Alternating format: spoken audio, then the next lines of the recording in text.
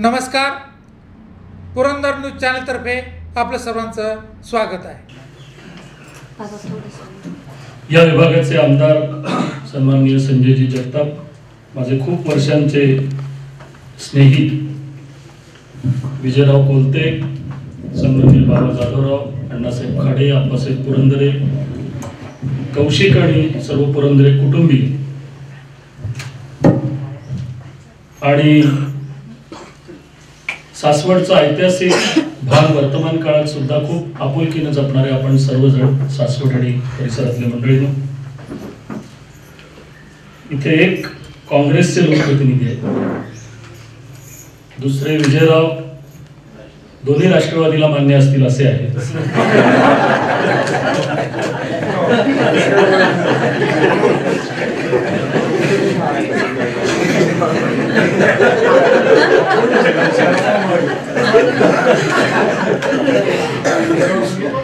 बाबा जाधवराव सध्या भारतीय जनता पक्षाचे इथले अध्यक्ष आहेत, त्यांचे पिताजींचा बाबासाहेबांच्या वेळी माझा संबंध होता।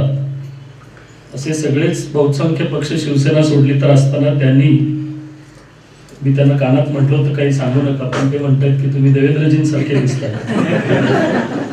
आता माझ्या पत्नीला मला गाणं शिकायला पाहिजे रंगीचा भाग सोड,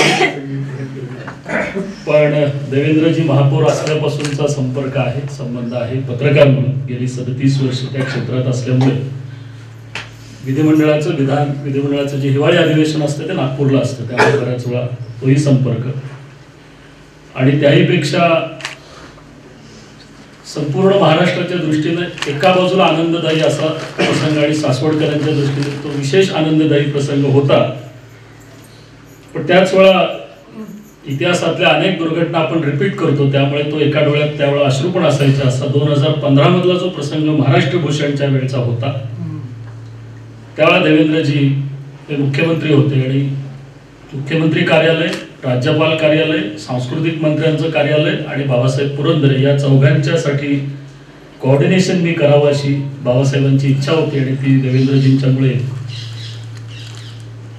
आणि आपल्याच काही हितचिंतकांच्यामुळे ते जवळजवळ 4 महिने टेन्शनचं काम होतं। त्यावेळेला कौशिकनं कदाचित त्यावेळेला ऐकलं नसेल, थोडा 8 वर्ष झाली त्यामुळे लहान असेल, पण 2015 सालच्या आषाढाच्या व्याख्यानासाठी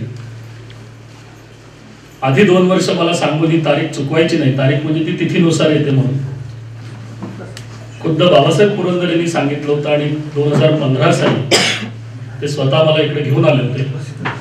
मला आज 2 खुर्च्या इथे रिकामे दिसत आहेत, म्हणजे तिथे ती मंडळी आहेत, एक बाबासाहेबांची आणि दुसरी सुनील रावांची, आणि त्यावेळी जे टेन्शन होतं, एक तर महाराष्ट्र भूषण पुरस्काराच्या निमित्तानं उठवण्यात आलेलं वादळ,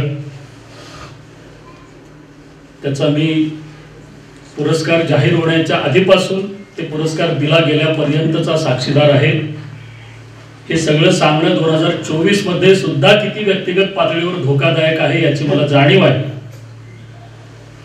पण आपण इतिहासापासून वर्तमान काळात काही शिकत नाही, आणि आता तर पानिपतचा मुद्दा बाबांनी खूप अभ्यासपूर्ण पद्धतीने मांडला, त्यामुळे जो विषय त्याच्यात बोलायच्या दृष्टीने म्हणून मी हा, आणि माझी अडचण अशी होती की बाबासाहेब समोर ऐकायला बसले आणि त्यांच्या समोर महाराष्ट्रातल्या सामाजिक वातावरणावरती बोलायचं, आजूबाजूचं वातावरण हे फक्त कुठेतरी ठिणगी पडायचा अवकाश असं घडवलेलं वातावरण, आणि आपल्यापैकी आजच्यापैकी बहुसंख्य श्रोते विजयरावांसहित सगळे त्यावेळेला होते, काही न्यायाधीश मंडळी होती, वकील होती, रविराव घाटे होते त्यावेळेला, आज ते येणार होते पण माझ्याबरोबरच, पण मला एक निगडीला कार्यक्रम होता तो करून मला परस्पर यावं लागल्यामुळे माझ्याबरोबर येता आले। जयसाहेब पुरंदरे होते त्यावेळेला, आज जयसाहेबांना येता आलं नसेल तब्येतीमुळे, पण त्यावेळेला काही 1.5-2 तासात मला जे मांडायचं होतं, आणि वाटेत आम्ही जेवलो आणि गाडीतून उतरल्यानंतर बाबासाहेबांना पुरंदरेवाड्यात सोडलं पर्वतीला।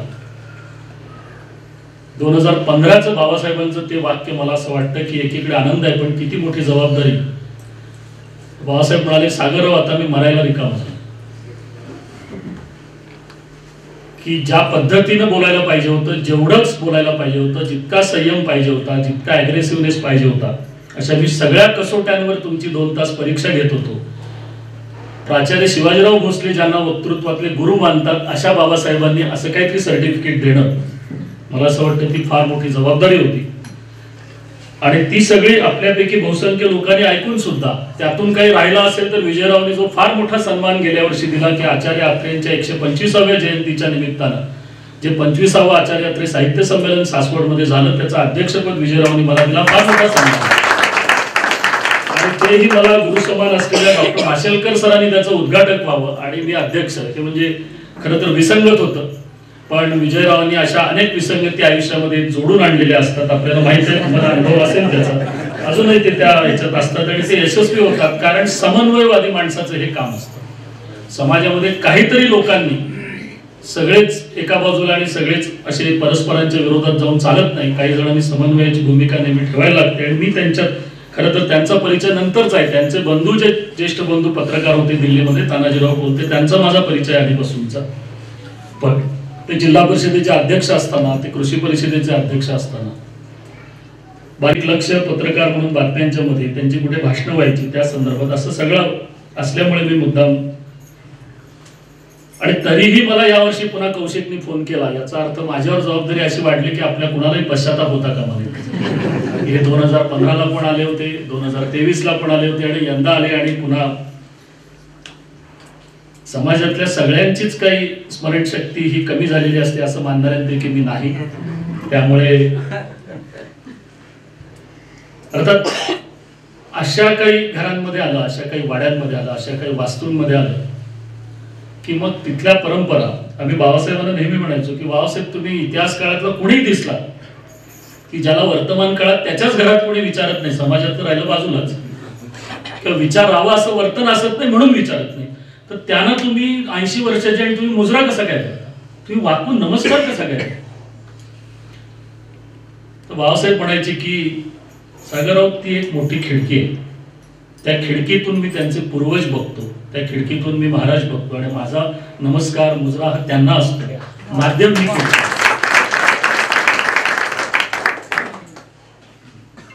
मला आठवतंय महाराष्ट्र भूषणच्या वेळा अशा सगळ्या खिडक्या दरवाजे पण त्यांच्या उलटे होते. आणि मी तर त्यावेळेला बाबासाहेबांना यादी करून दिली होती की पुढच्या 1 महिन्यात तुमच्या विरोधात पत्रकं काढणारे, तुमच्यावर मारहाणीसाठी कुणाला तरी सुपाऱ्या देणाऱ्या माणसांची यादी अशी दिली होती. आणि ही यादी चुकीची ठरवू असं माझी इच्छा आहे. एखाद दुसरं त्यातलं नाव चुकून त्या आळसामुळे राहिलं असेल कोणाच तरी, पण सगळी नावं त्याच्यामध्ये होती, ते सगळं झालं. मी हे यासाठी सांगतोय की काही ठराविक गावांमध्ये जागृती जी दिसते ती मला पहिल्यापासून, त्या आचार्य अत्रेंपासून त्याच्या आधी स्वातंत्र्यपूर्व काळ, शिवकाळ, त्याचं कारण पुण्याने एका छत्रपतींना जन्म दिला, सासवडने दुसऱ्या एका छत्रपतींना जन्म दिला. एका छत्रपतींनी जगायचं कशासाठी हे शिकवलं, दुसऱ्या छत्रपतींनी मरायचं कशासाठी हे शिकवलं. माझे वडिलांचे शाळा मित्र असलेले शिवाजीराव सावंत, आपल्यापैकी ज्यांनी छावा वाचला असेल आणि छावाचा शेवट जो आहे त्यावेळेला ज्याच्या डोळ्यात पाणी आलं नसेल त्याने आपले डोळे आणि रक्त दोन्ही तपासून घ्यायची गरज आहे मला असं. आणि हे सगळं पुन्हा गेल्या महिन्यात सुद्धा मी, कारण हे मनाला एकीकडे समाजामध्ये आपल्याकडे जयंत्या साजऱ्या होतात, पुण्यतिथ्या होतात, महापुरुषांची सर्वाधिक बदनामी करणारी कोण असू तर वर्तमान काळात आपण सामूहिक समाज म्हणून आहोत असं मला वाटतं. आम्ही छत्रपतींच्या जयंतीला सुद्धा तिथीनं करायची का तारखेने याच्यावर भांडणं करतो. माझं म्हणणं आहे 365 दिवस केली तरी अपुरी आहे. मुद्दा करतो म्हणजे काय, पुतळ्याला हार लावायचे, त्याच्या आधी 15 दिवस वर्गण्या गोळा करण्यात घालवायचे, जे देणार नाहीत त्यांची मग नंतर दुकानं फोडायची. जणू महाराजांनी सुरतेवर लूट केली, आपण निदान गाव लुटूया, आपल्या हातात तेवढं तरी झालं पाहिजे याची आठवण ठेवून बरेच जण, आणि त्या दिवशी मोठ्याने डीजे लावून टाकायचे. बाबासाहेब देशमुख जे आटपाडीचे शाहीर होते त्यांची तरी एखादी ध्वनिमुद्रिका किंवा आणखीन काय, आणि नंतर संध्याकाळपर्यंत तिकडे फिरकायचं नाही अजिबात, पण 24 तास ते राहिलं पाहिजे. शक्यतो हे रस्त्यात करायचं पुन्हा, की अधिकाधिक लोकांची गैरसोय करणं हेच आपल्या महापुरुषांचे उत्सव साजरे करण्याचा प्रकार आहे असं मला वाटतं. आम्ही इतिहासापासून काही शिकतोय का नाही.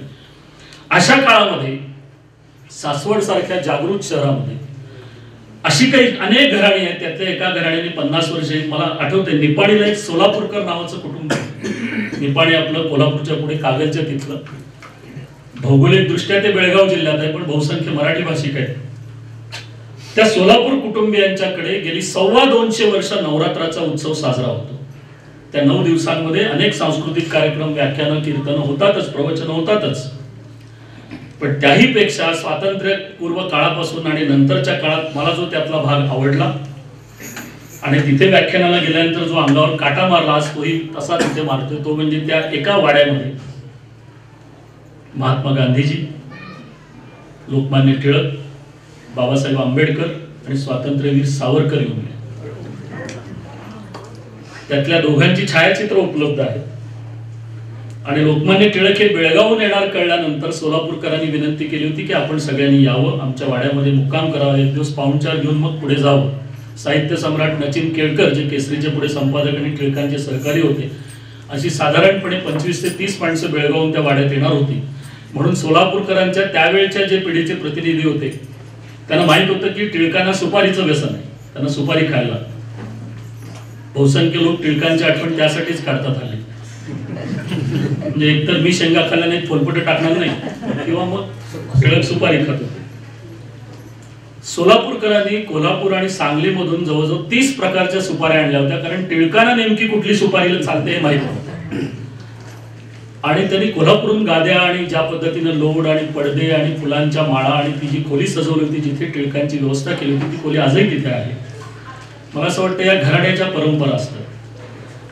त्यांनी लगेच काही टिळकांच्या बरोबर ते स्वातंत्र्य लढ्यात गेले नाहीत किंवा नंतर काही ते पुढे गांधीजीवरून गेले, सावरकरहून गेले म्हणून काही कुठल्या गव्हर्नमेंटच्या पोझिशनमध्ये आले नाही. पण आपल्या घराण्याची परंपरा जी आहे ती आपल्याला निदान वाढवता आली नाही तर ती जतन कशी करता येईल. आणि मग पुढे त्यांनी त्याचं मंगल कार्यालय, तिथं व्यंकटेशाचं मंदिर आहे. आणि आजही अनेक कुलगुरू महाराष्ट्रातले, अनेक संपादक, जितेंद्र अभिषेकींपासून पुढे आता शौनक अभिषेकींपर्यंत अनेक संगीतातली मोठी मोठी मंडळी ही सोलापूरकरांच्या वाड्यामधलं निमंत्रण हा सन्मान समजतात आणि आवर्जून तिथे जातात. मला वाटतं सासवडच्या पुरंदरे वाड्याचं महत्व यापेक्षा वेगळं नाही, यापेक्षा कमी नाही. आपल्या सगळ्यांच्या बोलण्यामधनं नक्की आलं. गेल्या वर्षी मला विजयरावांनी एक सासवडवरचं पुस्तक दिलं होतं, पुरंदरचे धुरंदर, जो व्हॉल्यूम फार मोठा खंड, पहिला खंड जो एक्के सरांनी लिहिला होता, संपादित केला होता. आणि विजयराव, तुम्ही दिलेली ती भेट वाया गेली नाही. तर ते या गेल्या 5-6 महिन्यामध्ये माझं पुस्तक ते वाचून झालं आणि मला लक्षात आलं की हा भाग दुष्काळी कसा काय. म्हणजे एकीकडे तो भौगोलिक दुष्काळ असेल ज्याचा उल्लेख आपण वाड्यांचा आणि मध्ये केला, पण ज्या प्रकारची समृद्धी या आपल्या भागाला लाभलेली आहे ती इतिहासापासून अगदी वर्तमान काळापर्यंत सुद्धा. त्यामुळे बऱ्याच लोकांना लोकल हिस्ट्री माहित नसते, स्थानिक इतिहास माहित नसतो. मी UPSC MPSCच्या मुलांना शिकवतो, त्यातल्या काही इंटरव्ह्यूच्या पॅनलवरती अविनाश धर्माधिकारींच्यावर मी काम करतो. तेव्हा लक्षात येतं की आपल्या भागातल्या मुलांना, मुलींना आपल्या इथला इतिहासच माहित नाही. इतिहासाचे गोडवे गाण्यात आयुष्य घालवू नये, ते रामदासांनी म्हटलेलं आहे. सांगे जो वडिलांची कीर्ती तो एक मूर्ख.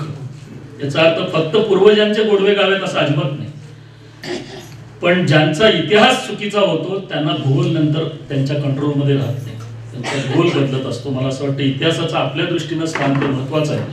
आणि वर्तमान काळात आपण किंवा आपल्या पूर्वजांनी इतिहासात केलेल्या ज्या चुका आहेत त्या किमान आपल्या पिढीकडून घडता कामा नये, पुढच्या पिढीकडे. त्याचं कारण आज इतिहासाचा अभ्यास करताना नवीन पिढीला मी जेव्हा शिकवायला जातो शाळा कॉलेजेसमध्ये, वेगळं माझी आवड म्हणून, तेव्हा त्यांचं म्हणणं मुळात इतिहासात आपल्याकडे मारामाऱ्याच प्रचंड ज्या काही नोंदवल्यात त्या एकाच वेळी शिवाजी महाराजांना 8 शत्रूंशी लढायला लागलं, भाग वेगळा.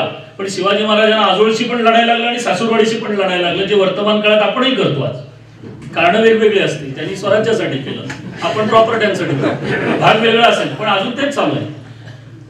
मग जर इतिहासात इतक्या लढाया आहेत, त्याच्यावरून आपली मारामारी आणि खानदानी दुश्मनी, आणि तो अभ्यास करताना आज पण आम्ही आमची एकमेकांची जर डोकी फोडून घेणार असू तर इतिहासाच्या अभ्यासापेक्षा आम्ही आमचं पासपोर्ट व्हिसा तयार करतो. इंडिया कधी सुधरेगा नाही म्हणायचं, मिळेल त्या फ्लाईटने अमेरिका गाठायचे आणि तिकडचं ग्रीन कार्ड कसं मिळेल बघायचं. या नव्या पिढीचा याच्यात 100% दोष आहे असं मला वाटत नाही. त्याचं कारण आम्ही हे त्यांच्याशी बोलत नाही, त्याचं कारण शाळांमध्ये आम्ही इतिहास शिकवत नाही. विजयराव, दिल्लीमध्ये ची जिल्हे CBSE पासून सगळ्या बोर्डांची आजपर्यंतची 50 वर्षातली पुस्तकं काढली तर त्यात मराठ्यांच्या इतिहासाला स्थान काय? शिवाजी महाराजांचा इतिहास 4 ओळीत, मराठ्यांचा इतिहास 2 पॅरेग्राफ मध्ये. मगाशी बाबा जाधवराव म्हटले ते बरोबर आहे. मराठा इतिहासाची व्याख्या काय, मुळात महाराष्ट्राची व्याख्या काय, की जो अखिल भारतासाठी पहिल्यांदा लढतो तो महाराष्ट्र. जो पहिल्यांदा देशाचा विचार करतो तो महाराष्ट्रीयन माणूस. ब्रिटिशांनी आपलं राज्य जे स्वराज्य घेतलेलं आहे हे दुसऱ्या कुणाकडून घेतलेले ते मराठ्यांच्याकडून घेतलेले लक्षात घ्या. आणि कधी नव्हे ते मध्ये कोणतरी मला वाटतं शशी थरूर किंवा कोणतरी मध्ये बोलले, चुकून जे बरं बोलले त्यातलं हे अलीकडच्या काळातलं एक आहे की जर मराठ्यांनी आणखीन काही वर्ष जर हे राज्य केलं असतं तर आजचा देशाचा इतिहास वेगळा झाला असता, स्वातंत्र्य त्याच वेळा मिळालं असतं लक्षात घ्या.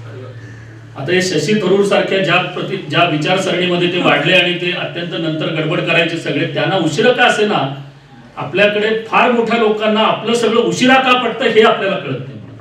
की आपल्याकडे इतकं संत साहित्य आहे, आपल्याकडे इतक्या भाषाच्या गोष्टी आहेत, आपल्याकडे स्मारक आहेत, किल्ले आहेत, समाधी आहेत, लेणी आहेत, घाट आहेत. देशामध्ये 1250 पेक्षा अधिक लेण्या आहेत, त्यातल्या 800 लेणी ह्या महाराष्ट्रात आहेत. हे वैभव दुसऱ्या कुठेही नाही. देशामध्ये 3500च्या दरम्यान धरणं आहेत, त्यातली 50% धरणं महाराष्ट्रात आहेत. तरी महाराष्ट्र 60 वर्षानंतर दुष्काळी कसा, हा प्रश्न आपल्याला कधी पडतोय का नाही. मग इतिहासात आपण जावं लागतं.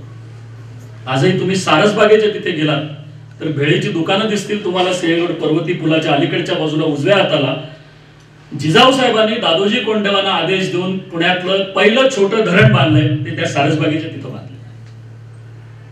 आणि मग नंतर राम नदीवरचं जे धरण बांधून घेतलंय.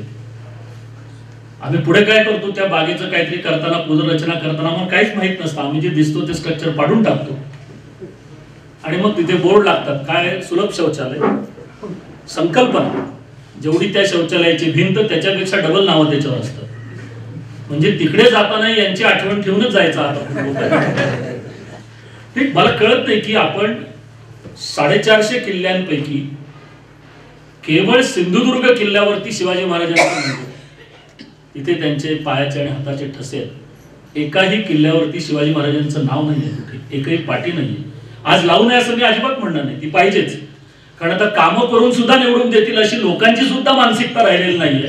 उलट कामं करणाऱ्यांनाच लवकर पाडलं जातं असं तुम्हाला दिसेल बऱ्याच वेळा. आणि सर्वपक्षीय मंडळी काम करतात. राजकारणात सगळीच वाईट आहेत असं म्हणणारा जो कोण असेल तो पहिला वाईट आहे असं माझं मत आहे. त्याचं कारण राजकारणात सुद्धा आपल्यातलीच लोक जातात, ती कुठून वरून येत नाही. जे बरं वाईट असेल ते माझ्यात तुमच्यात आणि तिथे सारखंच असणार. पण काम केलंय म्हणून माणूस निवडून येईल याची आता समाजामध्ये खात्री नाही. इतकं समाजाचं अधःपतन जर झालं असेल तर मला पुन्हा प्रश्न पडतो की आमच्या इतिहासात आम्ही शिकलो काय. आणि तरी रोज उठून शिवाजी महाराज की जय. काही जणांना शाहू फुले आंबेडकर असं म्हटल्याशिवाय झोप लागत नाही. त्यात काही जणांनी आता शिवशाहू फुले आंबेडकर एवढं ऍडिशन केलं. गट बदलला की लगेच घोषणा बदलतात. म्हणजे काय अभ्यास असतो बघा त्यांचा. आणि मग हे एकीकडे घालायचं आणि मग टिळक सावरकर दुसरीकडे घालायचे. आणि मग याच्यात यांच्या विचारांशी एकाचाही संबंध नसतो, चुकून सुद्धा नाही. आणि दिवसभर भांडणारी मंडळी जेव्हा रात्री एकाच ठिकाणी जेवायला बसतात हे तुम्हाला आणि मला दिसत नाही, हे चॅनलवर शक्यच नाही बघू. तेव्हा आपण किती मूर्ख आहोत याची उजळणी रोज करायला लागते. मला याची वेदना काय आहे तर आम्ही कशासाठी करतोय. तर आम्ही आमच्या जर देशासाठी, राज्यासाठी, समाजासाठी करणार असू तर आम्ही आमचा किती वेळ भांडणात घालवायचा.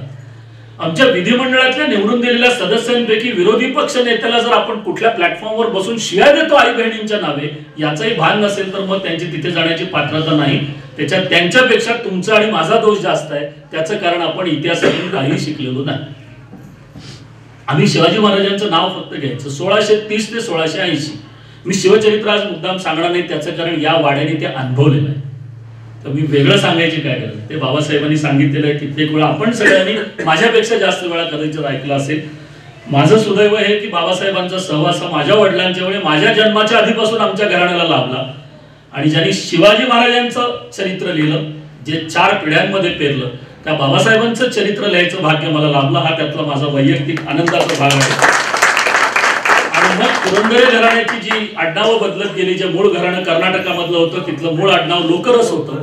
त्यानंतर मग ते वाघ झालं, मग पुरंदरे वाघ झालं, मग त्यातलं वाघ हे बाजूला गेलं आणि आता पुरंदरे. आणि मग त्याची पुढची वाटचाल ही साधारण 13 पिढ्यांची वाटचाल मला बाबासाहेबांनी समजावून सांगितली होती. मग कृवा पुरंदरेंपासून ते नानासाहेब पुरंदरेंच्या पर्यंत. आणि मग नंतर त्यातले काय काय बदल होत गेले. मला असं वाटतं एकदा केसरीवाड्यात पुरंदरे कुलवृत्तांत पुरंदरेंचं संमेलनही भरलं. पण 50 वर्षाचं आयुष्य ज्या माणसाला मिळतं 1630 ते 1680 एवढ्या, पुन्हा त्यातही आम्ही वाद घालतोच की 1630चा जन्म महाराजांचा का 1627चा.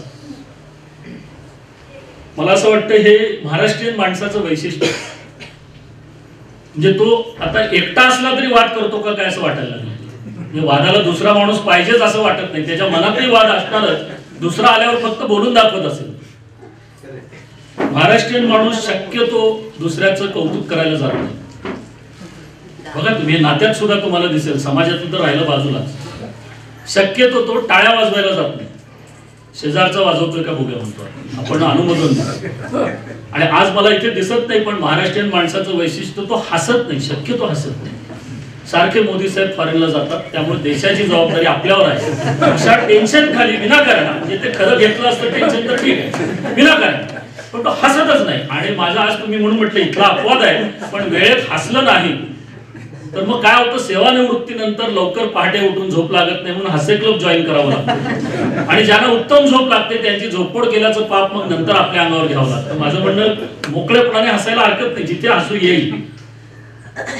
कारण नसताना हसायची आपल्याकडे परंपरा नाहीये. त्यासाठी येरवड्याला आशिया खंडातलं सगळ्यात मोठं मेंटल हॉस्पिटल आहे. पुन्हा पुण्याचं वैशिष्ट्य बघा, आपल्याकडे जगातले सर्वाधिक विद्वान पुण्यात, पण आशिया खंडातलं सगळ्यात मोठं मेंटल हॉस्पिटल पण पुण्यात. महाराष्ट्रात जे पाहिजे ते आहे.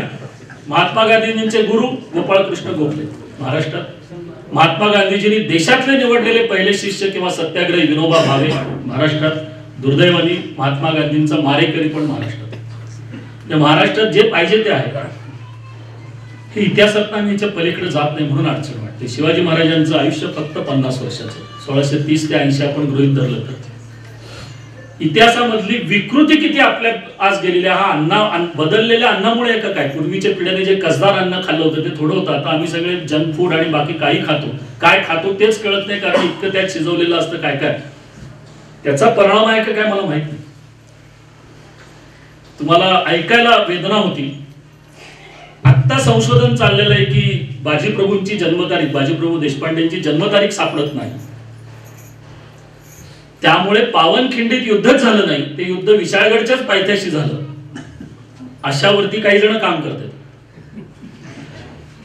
तर मी त्यांना म्हटलं की बाजीप्रभूंची जन्मतारीख सापडत नाही हे बरोबर आहे. भोरच्या इथल्या शिंदमध्ये त्यांचा जन्म झाला, तिथे वाडा आहे त्यांचा, आणि आपल्या सरकारच्या कृपेनं मागच्या कुठल्या तरी त्या मूळ वाड्याच्या ठिकाणी संडास बांधून ठेवलेले. ते आपली प्रतिभा इतकी असते आपल्याकडे की सरकारी पातळीवर कुठे काय कोण करेल. म्हणजे जे बाजीप्रभूंच्या काळात सुचलं नसेल की आपली सोय जवळ असावी, ती आत्ताच्या सरकारने पूर्ण केली, तिथे त्यांचे वंशज राहत नसले तरी सुद्धा.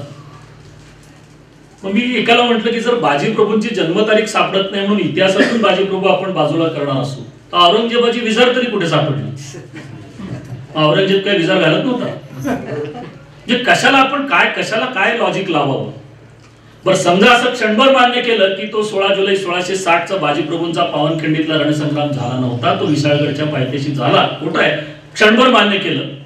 मग शिवाकाशीत कुठे गेली होती त्या दिवशी? मध्यरात्री पालखीतनं गेले आणि त्यांचं बलिदान आहे. शिवाकाशीतचं काय? म्हटलं हा इतिहास तुम्ही पन्हाळ्याच्या पायथ्याला नेबापूर म्हणून जे शिवाकाशीतचं गाव आहे ते हजाम समाजातले होते, न्हावी समाजातले होते, नाभिक समाजातले होते.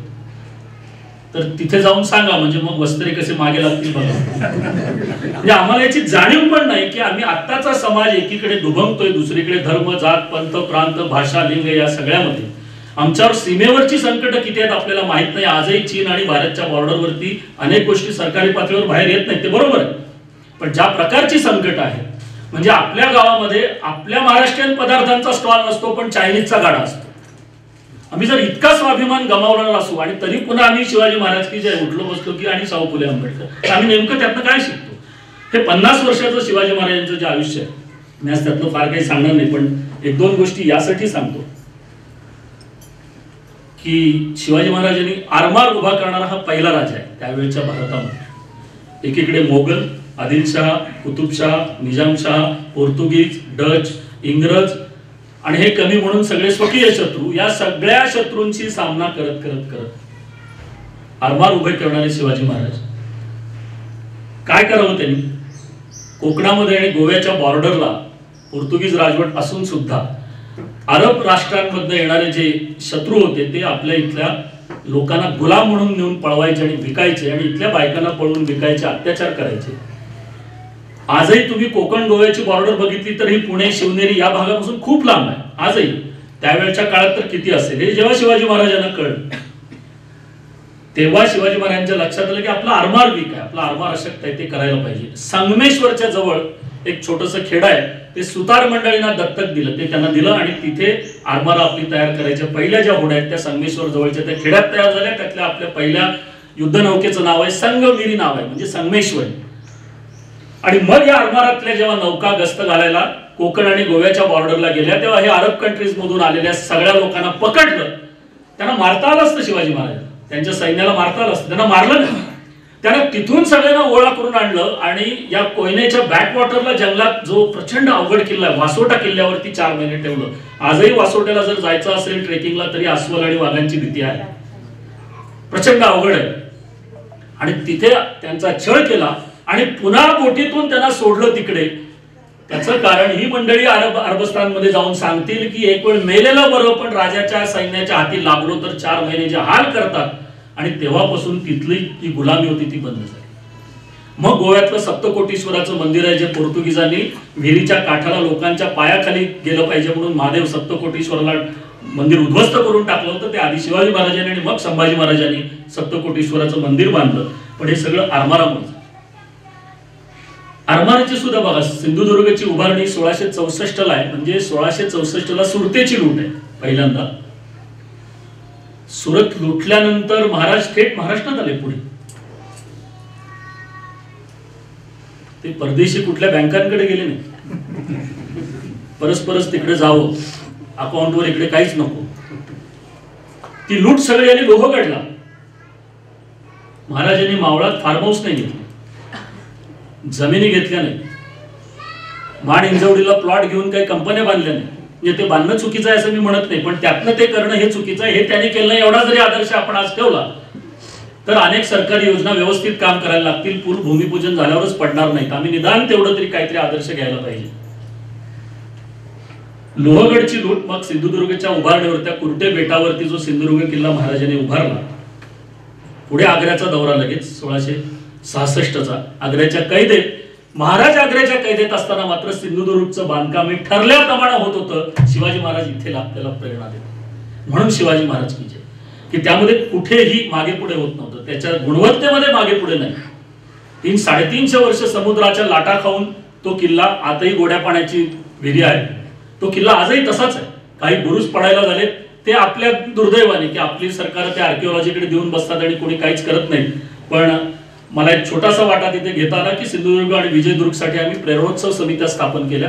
त्याच्यामध्ये दोन्ही जिल्ह्यातले, दोन्ही विभागातले अनेक नागरिक, सर्व पक्षीय नागरिक मोठ्या प्रमाणात आहेत. आणि प्रतिभाताई पाटील राष्ट्रपती असताना या किल्ल्याचे बुरुज ढासळून आहेत म्हणून आर्किओलॉजीला आपण सांगावं म्हणून आम्ही त्या जिल्ह्यातल्या सगळ्या शाळांच्या मुलांना रोज पोस्टकार्ड राष्ट्रपती भवनात पाठवायचं.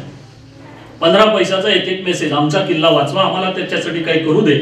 आणि मग प्रत्यक्षात प्रत्येक घरातून एक बुरुजासाठी चिऱ्याचा दगड आणि 10 रुपये असं गोळा करून मग ते बुरुजांचं बांधकाम झालं. ते बुरुज पडण्यापासून वाचायला लागले. पण शेजारी जो देवगड तालुक्यामध्ये विजयदुर्ग किल्ला आहे, तो विजयदुर्ग किल्ला ते शिवाजी महाराजांनी बांधलेला नाही, तो आधीपासूनचा आहे, राजा भोजाच्या काळातला, म्हणजे 12व्या शतकातला आहे. पन्हाळा राजा भोजाच्या काळातला, 12व्या शतकातला आहे. सगळे किल्ले महाराजांनी बांधलेले नाहीत, पण जे किल्ले आधीचे होते ते त्यापेक्षा चांगले कसे होतील. आणि मग नवीन किल्ले जे बांधले त्यातलं आर्किटेक्चर जर लक्षात घेतलं तर आपण इथे महाराज येतात.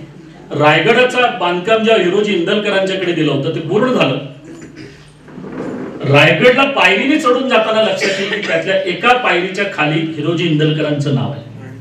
म्हणजे महाराजांच्या बांधकाम विभागाचे प्रमुख, chief secretary public works department त्यावेळेचं जे काय असेल ते, त्यांनी तरी निदान आपल्याला काय वारसा आहे ते बघून मग बांधकाम करायला पाहिजे.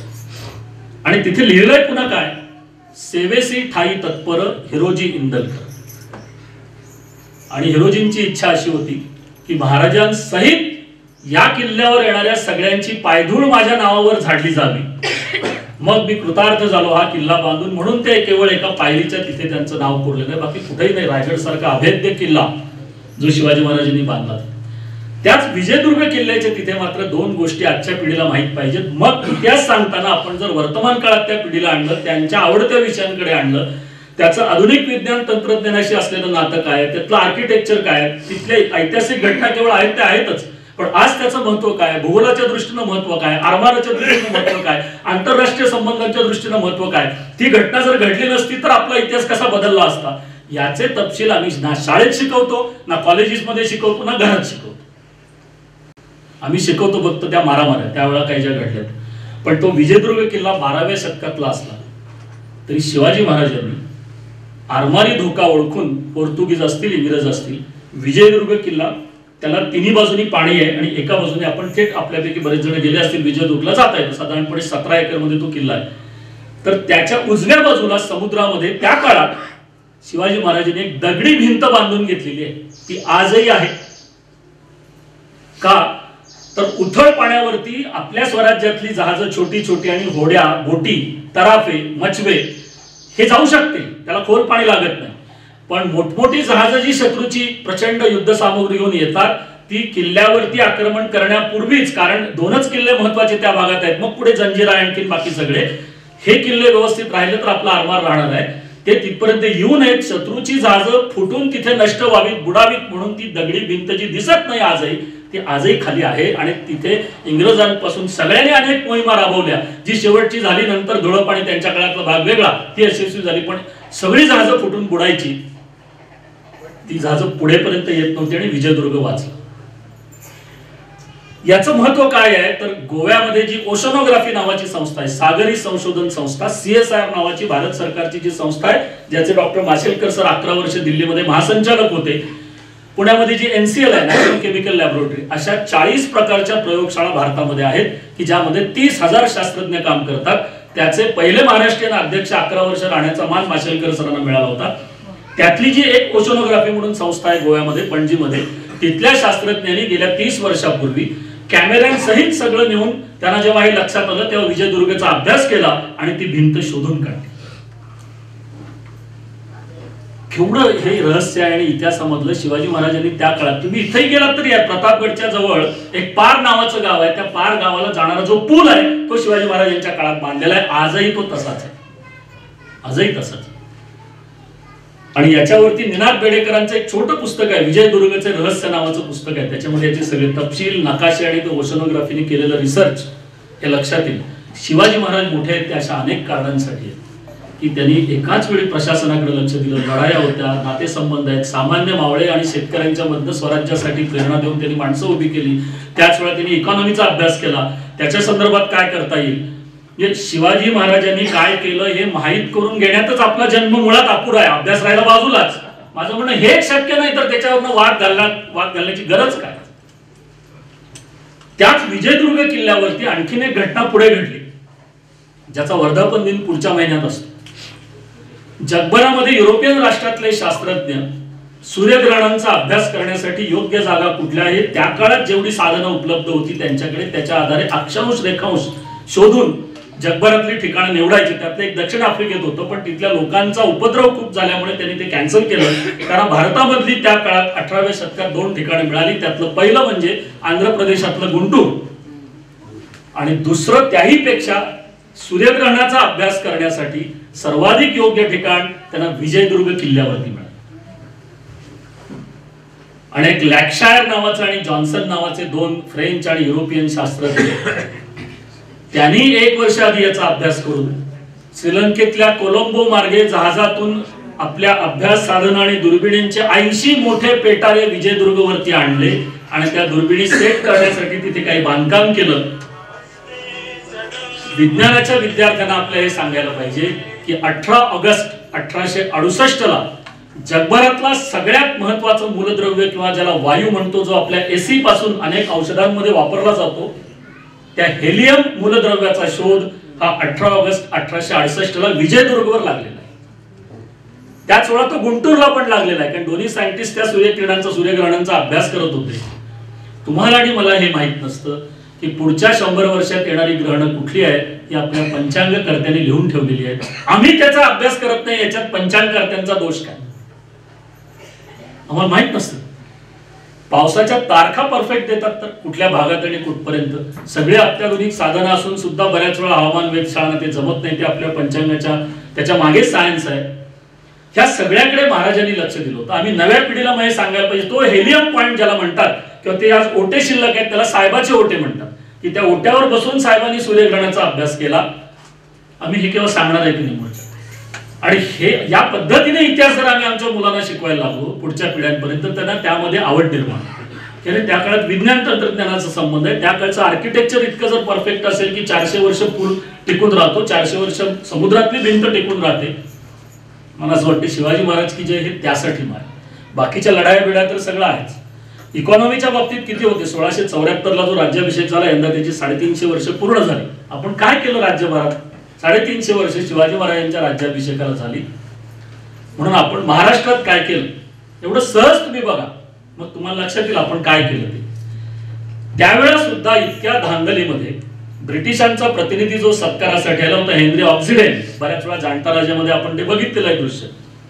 त्या हेनरी ऑक्सिडेननी शिवाजी महाराजांचा सत्कार केल्यानंतर त्यांना एक पत्र दिलं होतं आणि त्यामध्ये काही विनंत्या होत्या आणि त्यातली सगळं त्यांनी वाचलं असेल, पण त्यातली एक विनंती मात्र त्यांनी अमान्य केली. ती विनंती अशी होती की आज तुम्ही स्वतंत्र राज्याचे सम्राट झालात, तुम्ही महाराजा झालात, तुमची जी कॉइन्स आहेत, तुमचं जे चलन आहे, 2 प्रकारची चलन त्यावेळेला होती. एक शिवराई होती आणि दुसरा शिवराई ही चांदीची होती आणि होन हे सोन्याचे होते. तर हे ओबडधोबड आहे, हे डिसेंट नाही, चांगले नाही. तेव्हा आता तुम्ही राजे झालेला, सम्राट झालेला, तर तुमच्या स्वराज्याची चलनं आम्ही तयार करून देऊ इंग्लंडमधून, ज्याच्या एका बाजूला ब्रिटिश व्हिक्टोरिया राणीचा फोटो असेल आणि दुसऱ्या बाजूला तुमचा असेल. 2024 मध्ये असा कोणी प्रस्ताव दिला तर आपण काय करू? त्यालाच सिंहासनावर बसवू कदाचित. मी बसलो होतोच थोड्या वेळापूर्वी, आता तूच बैस, कारण एवढं माझं कोण करणार आहे की एकीकडे राणीचा फोटो ब्रिटिशांच्या आणि इकडे माझा. शिवाजी महाराजांनी तेवढ्या गडबडीत सुद्धा बारकाईने ती कलम वाचून हे कलम अमान्य केलं, कारण स्वतःच्या इकॉनॉमीमध्ये, अर्थव्यवस्थेमध्ये कुठल्याही प्रकारचा हस्तक्षेप.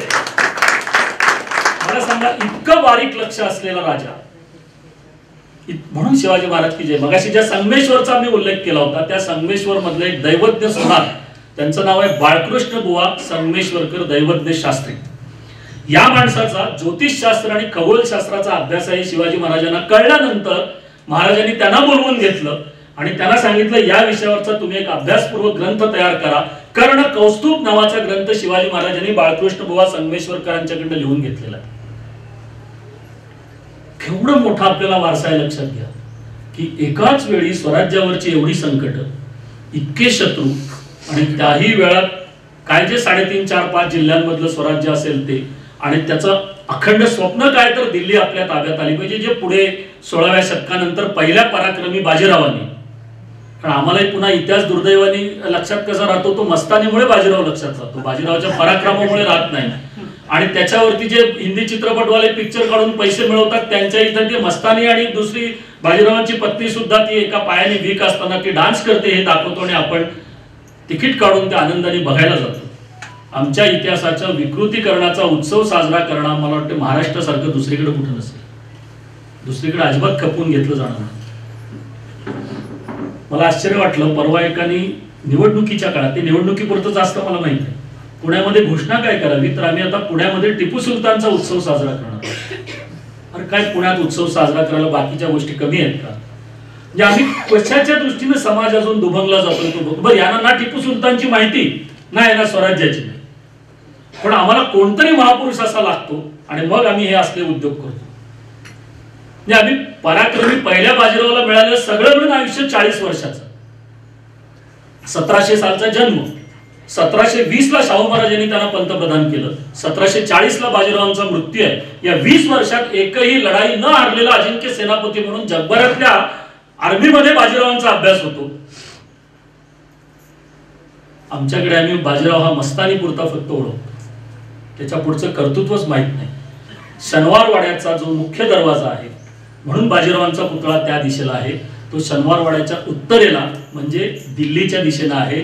शनिवारवाड्यामधून दिल्लीचा बादशाह ठरवला जात होता, लक्षात घ्या. महाराष्ट्राला एक फार मोठा वारसा खरं तर आहे, जो महाराष्ट्र पुढच्या काळात, स्वातंत्र्योत्तर काळात विशेषतः विसरला. स्वातंत्र्यामध्ये सुद्धा 3च प्रांत लढाऊ सर्वाधिक होते देशामध्ये, पहिला पंजाब, बंगाल आणि महाराष्ट्र. त्यामुळे या तिन्ही प्रांतातली मंडळी दिल्लीमध्ये आजही येता कामा नयेत याची दक्षता घेतली जाते, कारण त्यांना इतिहास माहित आहे या प्रांतांचा. एकदा ही मंडळी आली तरी उठणार नाहीत. कारण यांनी देश व्यापलेला होता. स्वातंत्र्यासाठी सर्वाधिक त्याग, सर्वाधिक क्रांतिकारक, सर्वाधिक अहिंसेतनं जाणारी माणसं, सर्वाधिक सत्याग्रही, सर्वाधिक स्त्रिया, हे सगळं महाराष्ट्रात नाही आणि मग या दोन्ही राज्यांमध्ये. म्हणून महाराष्ट्राचं मग खच्चीकरण हे आता नाही, हे नेहरूंच्या पासून चालू आहे. ज्याला जेवढं जमेल तेवढं तो करतो आणि आपण त्याचे उत्सव साजरे करतो. शिवाजी महाराजांना मी लुटारू म्हणून देतो, मला कळत नाही ते पुस्तकात. आणि मग तोच सगळा अभ्यासक्रम पुढच्या पिढ्यांच्या पर्यंत जर नॉर्थ इंडिया मधल्या राज्यांमध्ये येत असेल तर मग युपीएससीच्या इंटरव्ह्यूला गेलेला आपल्या मुलांनी काही जर इथला पराक्रम सांगायला गेला तर तो त्यांना खोटा वाटायला, कारण हे शिकवलेलंच नाही, आमच्या अभ्यासक्रमातच नाही. मराठे फक्त लुटारू होते, त्यांनी सगळीकडे लुटमार केली, मारामाऱ्या केल्या, एवढंच. मराठ्यांनी स्वतःहून कुणाला कधी त्रास दिला नाही. त्रास देणाऱ्यांना इशारे दिले पण वेळेत ऐकलं नाही तर मराठ्यांनी त्यांना सोडलं नाही. हा जो इतिहास आहे, जो आपल्या देशाचा इतिहास आहे की आपल्या देशाने स्वतःच्या भूमी वाढवण्यासाठी जगातल्या कुठल्याही देशावरती कधीही आपण आक्रमण केलेलं नाही.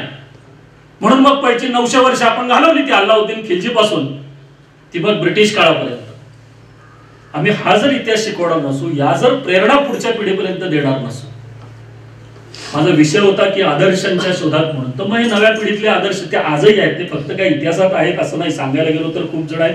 आणि ते आपण जितक्या वेळ बसणार आहात, कौशिकनी पुढचं दार बंद केलं नसावं असं समजून मी सांगतोय. आपण जेवढा वेळ बसणार आहात तेवढा वेळ मी सांगायला तयार आहे. त्याचं कारण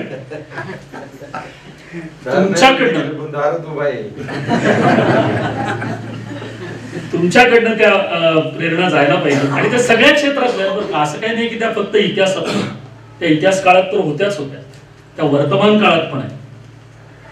म्हणजे मला पुण्यामध्ये बाबासाहेबांच्यावर फिरताना किंवा बाबासाहेबांच्यावर कुठेही जायचं झालं तर साधारण फास्ट गाडीने 3 तासात जायचं तर आपण 7 तासाचं सांगून ठेवायचं पुढे, कारण ते प्रत्येक घाटाला थांबायचं. शिवाजीनगरचं काँग्रेस भवन आलं थांबायचं, याच्या मागे काय घडलं. मग सारसबागेपाशी सावरकरांचा पुतळा आला की ती सगन भाऊचं हे मागे काय घडलं होतं ते सांगायचं.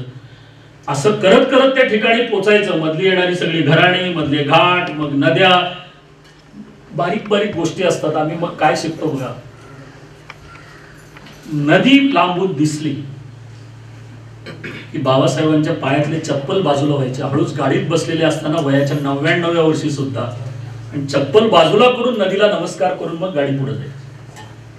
तुम्ही जो संस्काराचा मुद्दा म्हटला, संस्कार वेगळे काय त्याच्यापेक्षा, हे कृतज्ञतेचा जो मुद्दा आहे की या नद्यांच्या काठावरती आपली संस्कृती सगळ्यांची फुलली. त्या नद्यांच्या बद्दल, त्या नद्या आहेत, त्यांनी पाणी दिलंय म्हणून ते आम्हाला म्हणून आपण आहोत, याबद्दलची कृतज्ञता एका छोट्याशा, जो त्यांच्यावर पूर्वजांचा संस्कार झालाय. किंवा बाबासाहेब सांगायचे त्यांचे वडील, ते जे पेरुगेट भावे स्कूलला चित्रकलेचे शिक्षक होते, ते शिक्षक होते चित्रकलेचे. पण दुसऱ्या महायुद्धाच्या काळामध्ये म्हणजे 1939 ते 45, पहिलं महायुद्ध 1914 ते 18 झालं, मध्ये 1930 ची जागतिक महामंदी होती, 1939 ते 45 दुसरं युद्ध झालं महायुद्ध. त्या काळात बाबासाहेबांचे वडील म्हणजे मोरेश्वरराव बळवंतराव पुरंदरे, बाबासाहेबांना त्यांच्या आजोबांचं नाव दिलं. ही आपल्याकडे पूर्वीपासून अनेक घराण्यांमध्ये प्रथा आहे. त्यामुळे ज्यांना शिवाजी हे नाव मिळालेलं असेल त्यांनी आपल्यावरची जबाबदारी किती प्रचंड आहे लक्षात घेतलं पाहिजे. ज्यांना संभाजी हे नाव कोणी पूर्वजांनी ठेवलेलं असेल, कारण त्या नावं ठेवण्यामागे सुद्धा काही त्या वाडवडिलांचे काही हे असतीलच की. मला असं वाटतं ते चित्रकलेचे शिक्षक हे काळ्या घोंगडीवरती खडू घेऊन बाबासाहेबांनी आणि त्यांच्या भावंडांना नकाशे काढून दाखवायचे की हे दुसरं महायुद्ध आता कुठल्या कुठल्या देशांमध्ये सुरू आहे, आपल्या बॉर्डर्स कुठल्या आहेत. म्हणजे एकाच वेळी चित्रकलेचा शिक्षक भूगोलही शिकवायचा, चित्रकलाही शिकवायचा, इतिहासही शिकवायचा, वारसाही शिकवायचा, संस्कारही करायचा. आळंदीला जाण्यापूर्वी ज्ञानेश्वरांची कहाणी सांगून, त्यांनी इथे समाधी का घेतली ते सांगून, त्या समाधीचं दर्शन घेतल्यावर भावंडांना, आपल्या मुलांना बाबासाहेबांचे वडील म्हणतात, तुम्ही बाकी काही लक्षात ठेवलं नाही तरी चालेल, आळंदीच्या समाधीचं दर्शन घेतल्यावर आयुष्यात एकच लक्षात ठेवा, ज्ञानेश्वर माऊली म्हणाली होती, मा विद्विषा व्हाई, कुणाचाही द्वेष करू नका. आणि मी बघतोय 99-100व्या वर्षापर्यंत बाबासाहेबांच्या तोंडातून महाराष्ट्र भूषणच्या वेळा त्यांना ठार मारा इथं पासून, त्यांना काळं फासा इथं पासून, त्यांच्यावर सर्व प्रकारचे हल्ले करण्याचा प्रयत्न करणाऱ्यांची नावं जरी कुणी घेतली तरी बाबासाहेब त्यांच्याबद्दल आदरानं बोलायचे. मला कळत नाही हा सासवडच्या मातीचा गुण असेल असं वाटतं, हा इथल्या पाण्याचा गुण असेल असं वाटतं की तुम्ही प्रचंड सहन करा पण तुम्ही त्याबद्दल बोलू नका. आम्ही जे ऐकायचो ते आम्हाला सहन होत नव्हतं. तर ते बाबासाहेबांनी सहन केलं. मला असं वाटतं की एका मर्यादेपर्यंतची जी सहनशीलता आहे ती पण नव्या पिढीमध्ये आली पाहिजे, कारण नव्या पिढीला इन्स्टंट लागतं सगळं. त्यासाठी काही सहन करावं लागणं, त्यासाठी संयम ठेवावं लागणं, त्यासाठी कष्ट घ्यावं लागणं, याचं प्रमाण कमी व्हायला लागलं. या सगळ्यांच्या कथा सांगायच्या असतात, त्याच्या कितीतरी सांगायच्या असतात, ते यासाठी सांगायचे असतात. आणि त्याला विचारधारांचं अजिबात बंधन नाही. मी पत्रकारितेत आहे, मी इतिहासाचा एक विद्यार्थी आहे, माझे आईवडील शिक्षक होते, त्यामुळं माझं मत आहे सगळ्या विचारधारांमध्ये, सगळ्या पक्षांमध्ये, सगळ्या जाती धर्म पंथ प्रांत भाषा लिंग सगळ्यामध्ये पावला पावलाला आपल्याला आदर्श सापडतात. आम्ही ते शोधत नाही. त्याचं कारण समाजाला, माझं म्हणणं, एक सार्वजनिक मोतीबिंदू झालेला आहे. आणि तो सामाजिक मोतीबिंदू जो आपल्या सगळ्यांच्या वरचा आहे तो लवकर हटत नाही. किंवा तो कोणीतरी ऑपरेट करणारा एखादा समाज सुधारक निघाला तर आम्ही त्याचाच जीव केव्हा घेऊ असं आम्हाला झालेलं असतं. या प्रकारचा अधःपतन जर वर्तमान काळात असेल तर मला प्रश्न तोच पडतो की वेद काळापासूनची आपली संस्कृती, प्रचंड संत साहित्याचे संस्कार, हे सगळं वाचून सुद्धा किंवा थोडं काहीतरी होत. म्हणून मग पूर्वी ज्या व्यवस्था होत्या त्यामध्ये भजन होतं, त्यामध्ये कीर्तन होतं, त्यामध्ये सप्ताह होते, त्यामध्ये नवरात्र होतं, त्यामध्ये अशी व्याख्या नव्हती, इथे काही कलांचे कार्यक्रम व्हायचे. त्याचं कारण हे होतं की सगळ्या समाजाला एकत्र बसण्याच्या जागा कुठेतरी तयार करून ठेवत. हा पूर्वजांपासूनचा विचार आहे. मला असं वाटतं आपण आज त्यामध्ये आहे. मी अभ्यासपूर्वक ज्यांच्या कर्तृत्वाला नेहमी नमस्कार करतो, आपणही करतो. अशी कितीतरी माणसं आहेत, किती जणांचं सांगणार. माझं घड्याळाच्या समोर लक्ष आहे, कौशिकनी बरोबर ते घड्याळ समोर ठेवलेलं आहे, चांगलं आहे. आणि घड्याळ कुणाकडे हा प्रश्न नाहीये, वेळेचा महत्व आहे. मी वेळेसंदर्भातच बोलतो, अजिबात नाही सासवडमध्ये येऊन बोलायचं असं मी काही धाडस करीन का कधी. पण वेळेचं महत्व. महात्मा फुलेंचा अभ्यास, त्यांचा तर या परिसराशी पण खानावडीचा आणि तो संबंध खूप जवळचा आहे. पण आम्ही महात्मा फुले जे शिकवतो ते कोण शिकवतो? इथे ठराविक आहेत, ती शाळा काढली पहिली, सावित्रीबाई नेणकणी वगैरे वगैरे सगळं. महात्मा फुले बिल्डर होते हे किती जण सांगतात. पुन्हा कन्स्ट्रक्शन कंपनी या नावाची महात्मा फुलेंची बांधकाम कंपनी होती. तुम्ही बऱ्याच वेळा खासगी चर्चेत ऐका, जे बिल्डिंग कन्स्ट्रक्शन व्यवसायात आहेत त्यांना बिल्डर शब्द बऱ्याच वेळा, बरं आपण मराठी वापरत नाही शब्द कारण आपण महाराष्ट्रीयन आहोत. पुण्याच्या हॉटेलमध्ये गेला तर आपण काही मागवायचं असेल तर ज्याला सांगणार आहे तो कोकणातला आहे, मालक पुण्यातला आहे, आपण जवळचे आहोत आणि ऑर्डर हिंदीत देतो. बरं ते हिंदी इतकं वाईट की मूळ हिंदीवाल्याने जर ऐकलं तर तो आपली भाषा सोडून मराठी शिकायला. इतकं हिंदी वाईट बोलतो आपण, 2-4 वाक्यात बोलतो पण वाईट बोलतो. मला कळत नाही आमच्या भाषेबद्दलचाच न्यूनगंड काय आहे, त्याच्यावर बोलणार आहे. कारण माझ्या कुठल्याही व्याख्यानामध्ये मूळ मी मातृभाषा बोलूनच मग थांबणार आहे. मी चुकून विसरलो तर तुम्ही कृपया आठवण करा. पण मी महात्मा फुलेंचा संदर्भ यासाठी दिला. पुन्हा कन्स्ट्रक्शन कंपनी, महात्मा फुले हे बिल्डर होते, पण त्यांचा नेशन बिल्डर होण्यापर्यंतचा जो प्रवास आहे, बिल्डर टू नेशन बिल्डर, या कंपनीने काय केलं? कात्रजचा जो जुना बोगदा आता वापरात आहे, अजूनही पडलेला नाही अजिबात, तो खडकवासलाचे धरण आहे जे विश्वेश्वरय्यांच्या मधनं निघालं, त्यांनी बांधलं ब्रिटिश काळात. त्या खडकवासलाचे कॅनॉल्स जे आहेत, कालवे, ते आणि येरवड्याला शक्यतो कोणाला जायला लागू नये, पण आता घरच असतील त्या भागात तर जावं लागतं. त्या येरवड्याला जाणारा नदीवरचा जो पूल आहे हे महात्मा फुलेंच्या कंपनीची बांधकाम आहे, अजूनही टिकून आहे. पण आम्ही जर फुलेंचं नाव घेणार असू आणि आम्ही बांधकाम खातं सांभाळत असू आणि काल भूमिपूजन केलेली गोष्ट आजच पडत असेल आपली, आम्ही दिल्लीमध्ये मोठं महाराष्ट्र सदन बांधतो पण तिथले पुतळे कसे आहेत आम्ही आत्ताच, काल माझ्या भावानी दिल्लीहून फोटो पाठवला, शाहू महाराजांचा पुतळा बदलायचा निर्णय विधिमंडळात अजितदादांनी जाहीर केला. त्याचं कारण शाहू महाराज म्हटल्यानंतर आपल्या समोर जी प्रतिमा आहे ते कुठेतरी असा चष्मा बारीक असला का काय, महाराजांचे डोळे इतके खोल गेलेले आहेत आणि इतके अशक्त शाहू महाराज. उद्घाटन केव्हा झाले? 2013 ला. मला आता कळतं 2024 ला. थेट यशवंतराव चव्हाण साहेबांच्या पुतळ्याचंही तसंच आहे. म्हणजे महाराष्ट्र हा पुतळे उभारण्यातच कायम असतो खरं तर, पण तरी सुद्धा ते चांगले उभं राहावे यासाठी जी सरकारी दृष्टी असायला पाहिजे ते फुलेंचं नाव घेणाऱ्यांना सुद्धा नसावी. मला ह्याचं वाईट जास्त वाटतं की 3 गोष्टी आज पुण्यातल्या, बरं या पुणे बांधल्या तर मराठवाड्यातून वंजारी समाजातली जी मुलं त्यावेळेला कामाला आली होती, जी आज मराठवाड्यातून दुर्दैवाने आम्ही आजही स्वातंत्र्य महाराष्ट्र स्थापन झाल्यानंतर 70 वर्षात मराठवाड्याचा दुष्काळ संपवू शकलो नाही. आम्ही काय महाराष्ट्राच्या गोष्टी करतो मुंबई इथं असल्यामुळे.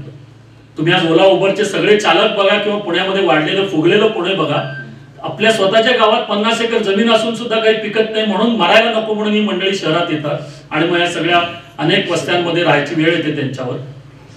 पण त्या मराठवाड्यातल्या वंजारी समाजातल्या मुलांना ट्रेनिंग देऊन महात्मा फुलेंनी ही बांधकामं करून घेतली.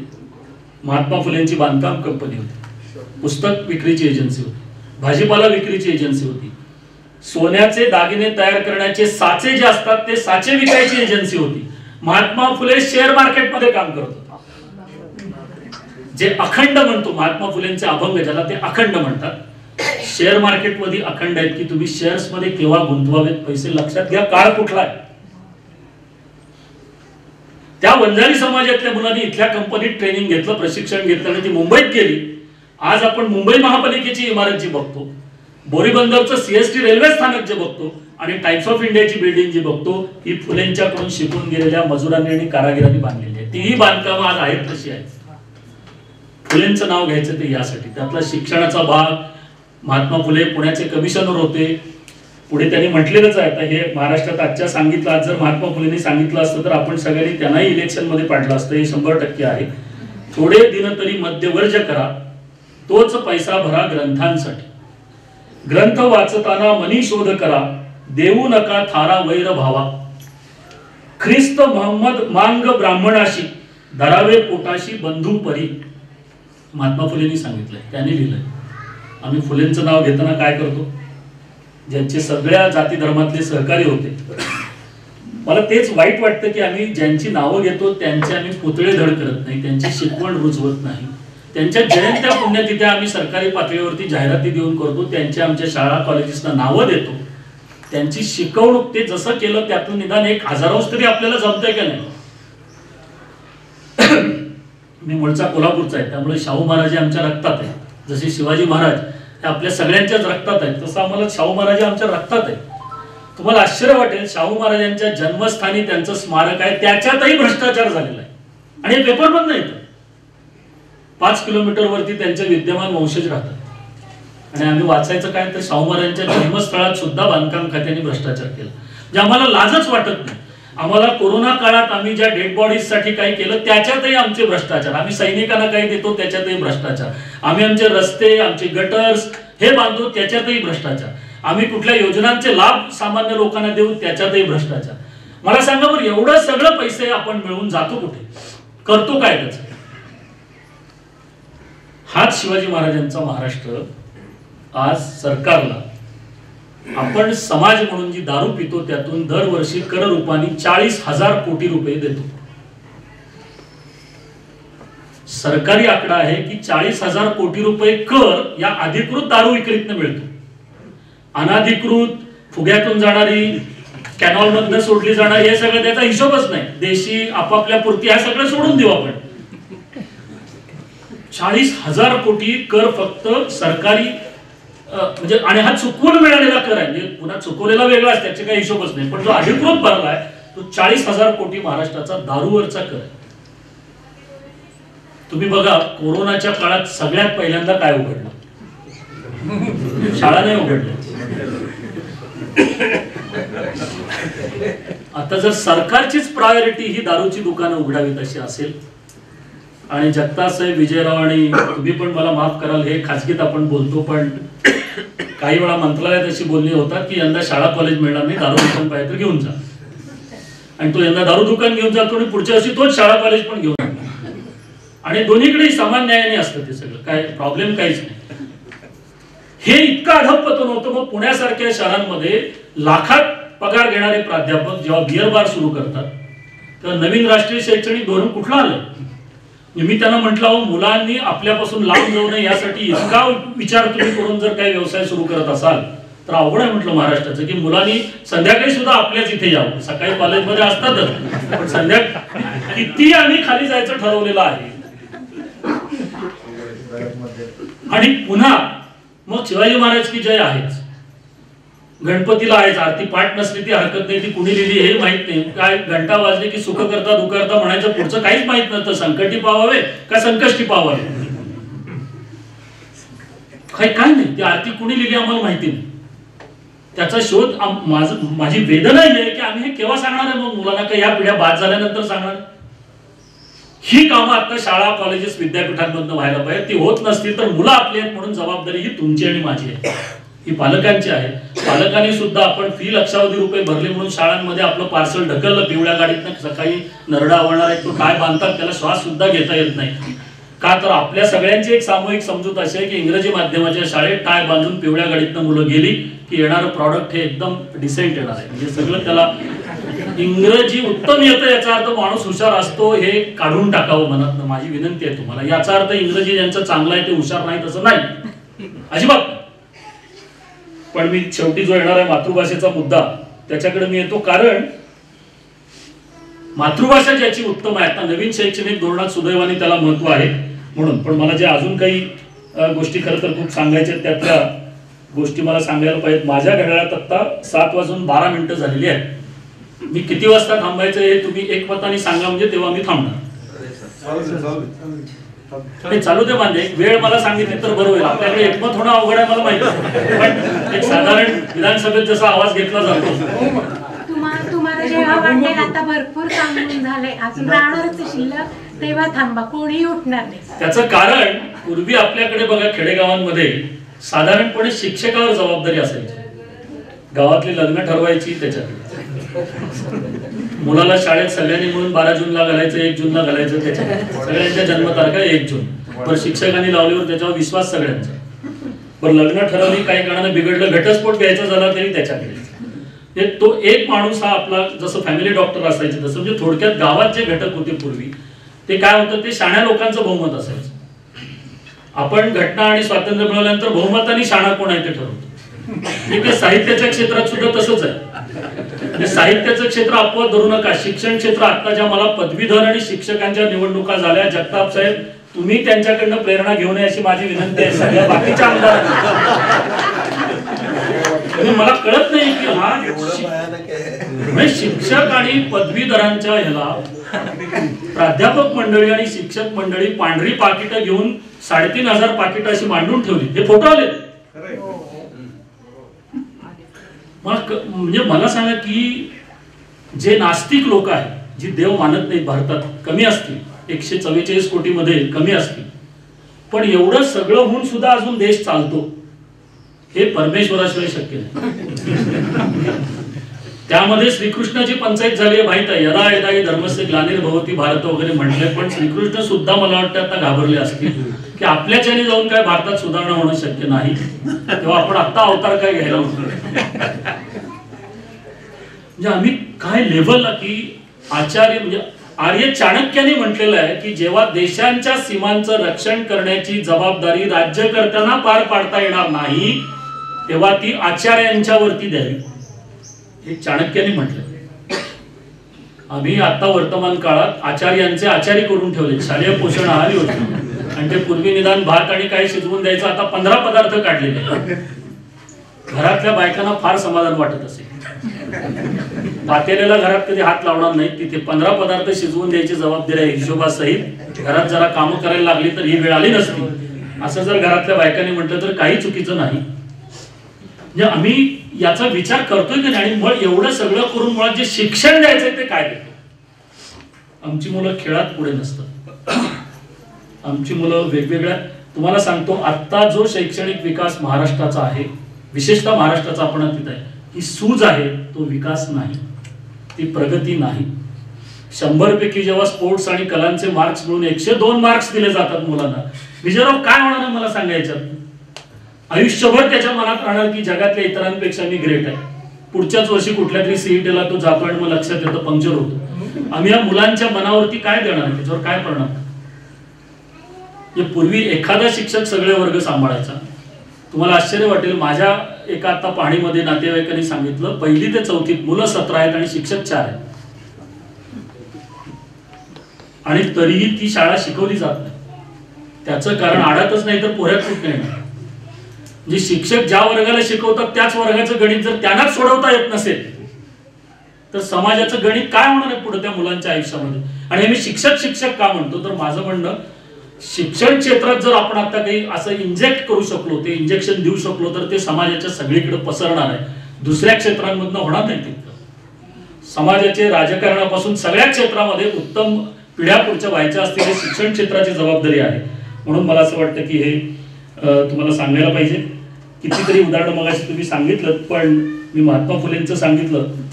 शाहू महाराजांचं तर 1917 सप्टेंबरमध्ये शाहू महाराजांनी महाराष्ट्रामध्ये पहिल्यांदा कोल्हापूर संस्थानामध्ये प्राथमिक शिक्षण सक्तीचं आणि मोफत करायचा कायदा केला. तो दुसऱ्यांदा केला. पहिला कायदा हा बडोद्याला सयाजीराव गायकवाड महाराजांनी केला होता. पण त्या कायद्यात अशी तरतूद होती की विनाकारण सरकारला न कळवता जर आपल्या मुलांना शाळेत पाठवलं नाही तर त्याला दंड बसवावा.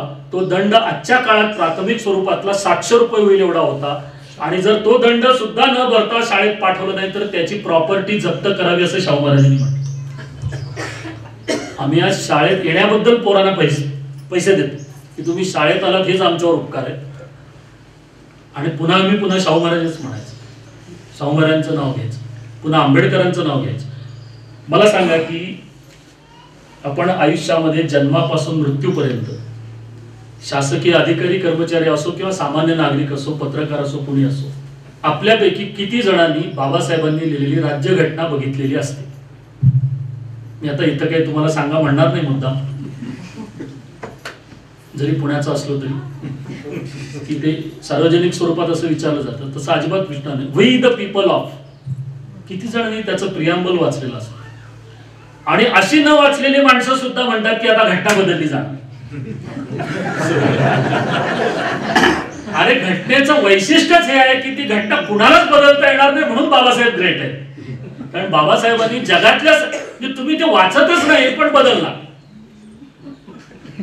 लागू करावं न करावं भाग वेगळा, पण मनुस्मृती जाणणारे काही महाभाग आहेत. आणि एवढं मोठं कुठलं तरी पुस्तक आणतात आणि ते जाळतात. अहो मनुस्मृती एवढी नाहीच आहे, मुळातच नाही. आपल्याला काय जाळायचं याची सुद्धा जर अक्कल नसेल आणि काय अभ्यासायचंय ते जर कळत नसेल तर आपण कळत म्हणून, समाज म्हणून कुठल्या मार्गे जातो याचा कधीतरी विवेकाने विचार करायला पाहिजे नको? आम्ही आंबेडकरच अभ्यासत नाही ना कधी. लक्षात घ्या, साताऱ्याचं जे प्रतापसिंह हायस्कूल आहे त्या हायस्कूलमध्ये आंबेडकर नावाचे शिक्षक होते. हे सकपाळ, भीमराव रामजी सकपाळ, मध्य प्रदेशामधल्या महू मध्ये बाबासाहेबांचा जन्म झाला. त्यांचं मूळ घराणं हे रत्नागिरी जिल्ह्यातलं मंडणगड तालुक्यातलं आंबवडे नावाचं त्यांचं मूळ गाव. त्या भागात त्यांचं शिक्षण झालं. महाराष्ट्रातला एकमेव कोकणातला तालुका असा आहे जगताप साहेब, भारतात एकाही तालुक्याला हे भाग्य नाही की त्या एका दापोली तालुक्याने 3 भारतरत्न दिलेले. कोकण किनारपट्टीने एकूण आपल्याला 720 किलोमीटरचा किनारा आहे. त्यातली जी कोकण किनारपट्टी मुंबई पासून गोव्यापर्यंत यांनी 6 भारतरत्न दिलीत. त्यातल्या एका दापोली तालुक्याने 3 भारतरत्न दिलीत. भारतरत्न बाबासाहेब आंबेडकर, धोंडो केशव कर्वे आणि भारतरत्न डॉक्टर पावा काणे. त्यात ऍड करायचं झालं तर लता दिदी, सचिन तेंडुलकर आणि विनोबा भावे ही किनारपट्टी 6 भारतरत्न, त्यातली 3 एका तालुक्यात. त्या बाबासाहेबांचं जेव्हा त्यांचे वडील लष्करात होते, शिकलेले होते, सुभेदार होते, साताऱ्याच्या प्रतापसिंह हायस्कूल मध्ये बाबासाहेबांचं नाव घातलं होतं. आणि तिथे त्यांना प्रेम देणारे जे आंबेडकर शिक्षक होते त्यांनी बाबासाहेबांना आपलं आडनाव दिलं. काळ लक्षात घ्या कुठला आहे, विद्यार्थी कुठल्या समाजातनं पुढे आलाय. बाबासाहेब आंबेडकरांच्या लहानपणी प्रचंड पावसातनं शाळेत भिजून गेले. तर एका शिक्षकांनी त्याच वर्गात असलेल्या आपल्या मुलाला बाबासाहेबांच्या बरोबर स्वतःच्या घरी पाठवलं आणि घरी भिजलेले कपडे बदलायला लावून दुसरे कपडे देऊन घरी जेवायला घालून त्यांनी शाळेत त्या बाबासाहेबांना आणलं. हे बाबासाहेब आम्हाला कुठे शिकवले जातात? साताऱ्याच्या प्रतापसिंह हायस्कूलमध्ये आंबेडकरांनी आपलं नाव आपल्या विद्यार्थ्याला दिलं आणि मग परदेशात बोटीवरनं आपला विद्यार्थी लंडन मध्ये अभ्यासाला जाणार म्हणून ते शिक्षक जेव्हा मुंबईच्या चाळीच्या तिथे भेटायला येतात तेव्हा डोळ्यात पाणी आणून बाबासाहेब जिन्यावरनं गडबडीने येऊन खाली नमस्कार करतात आपल्या शिक्षकांना. हे बाबासाहेब आम्हाला कुठे शिकवले जातात? सिम्बॉयसिस मध्ये सेनापती बापट रोडला जे म्युझियम आहे बाबासाहेब आंबेडकरांचं, आपल्यापैकी किती जणांनी बघितलं माहित नाही, किमान 4-5 तास ठेवून जा. मी तुम्हाला सांगतो हे सगळं तिथे आहे. साताऱ्यामध्ये बदललेला दाखला तिथे आहे. बाबासाहेबांनी ज्या टेबल खुर्चीवर बसून राज्यघटना लिहिली ते शिक्के, पेन, ते टेबल खुर्ची, बाबासाहेबांचे पोशाख, त्यांची कॉट, त्यांचे बूट, त्यांनी वापरलेला प्रेशर कुकर. बाबासाहेबांना केळकर नावाचे शिक्षक मुंबईमध्ये ते आले की व्हायोलिन शिकवायला यायचे, ते व्हायोलिन, बाबासाहेबांची रक्षा, बाबासाहेबांना मिळालेले पुरस्कार, त्यांना मिळालेल्या जगभरातनं बुद्धाच्या मूर्ती, बाबासाहेबांनी लिहिलेली पुस्तकं, बाबासाहेबांवर लिहिलेली पुस्तकं, त्यांची अत्यंत दुर्मिळ छायाचित्र, त्यांचं भारतरत्न पुरस्कार, हे सगळं त्या म्युझियम मध्ये आहे. किती शाळा या आपल्या सहली त्या म्युझियमकडे देतात, किती शाळा देतात. लंडनला जेव्हा शिकायला होते बाबासाहेब, तो अर्थशास्त्रावरचा त्यांचा जो प्रबंध आहे, प्रॉब्लेम ऑफ रुपी, त्याला यंदा 100 वर्ष होत आहेत त्या प्रबंधाला. आणि बाबासाहेब ज्या ठिकाणी राहत होते त्या घरामध्ये पेईंग गेस्ट म्हणून राहत होते, पीजी म्हणून राहत होते. आणि त्या बाई त्यांचं राहण्याचं भाडं जे असेल त्याच्यामध्ये सकाळचा ब्रेकफास्ट त्यांना देत होते. ते म्हणजे काय सँडविच असेल आणि काय कॉफी असेल. बाबासाहेबांची परिस्थिती इतकी गरिबीची की ते सँडविच खाताना त्यातलं निम्म सँडविच ते खाऊन कॉफी पिऊन विद्यापीठात जायचे. आणि दुपारी जेव्हा मधली सुट्टी होईल त्यावेळेला हळूच कुणाचं लक्ष नसताना, कारण मधल्या सुट्टीमध्ये तिथल्या ग्रंथालयात बसून काही खायचं नाही हा नियम होता. आणि नियम असतो म्हणजे नियम पाळला जातो. एवढं जरी इंग्रजांच्याकडनं आपण शिकलो असतो तरी इंग्रज आधी 50 वर्ष गेले असते. नियम पाळायचाच नाही हे आपल्या रक्तात इतकं आहे ते, म्हणून मला वाटतं की ते बिघडायला नको म्हणून पण ते गेले असतील आधी. म्हणजे आपल्या क्रांतिकारक आणि यांनी सगळ्यांनी स्वातंत्र्य सैनिकांचा त्याग आणि ते सगळं आहेच आहे. पण त्या ग्रंथालयाचा नियम की इथे काही खायचं नाही. आपल्याकडच्या चित्रपटगृहांमध्ये बोर्ड असतो की इथे आत काही खाण्याचे पदार्थ आणू नये.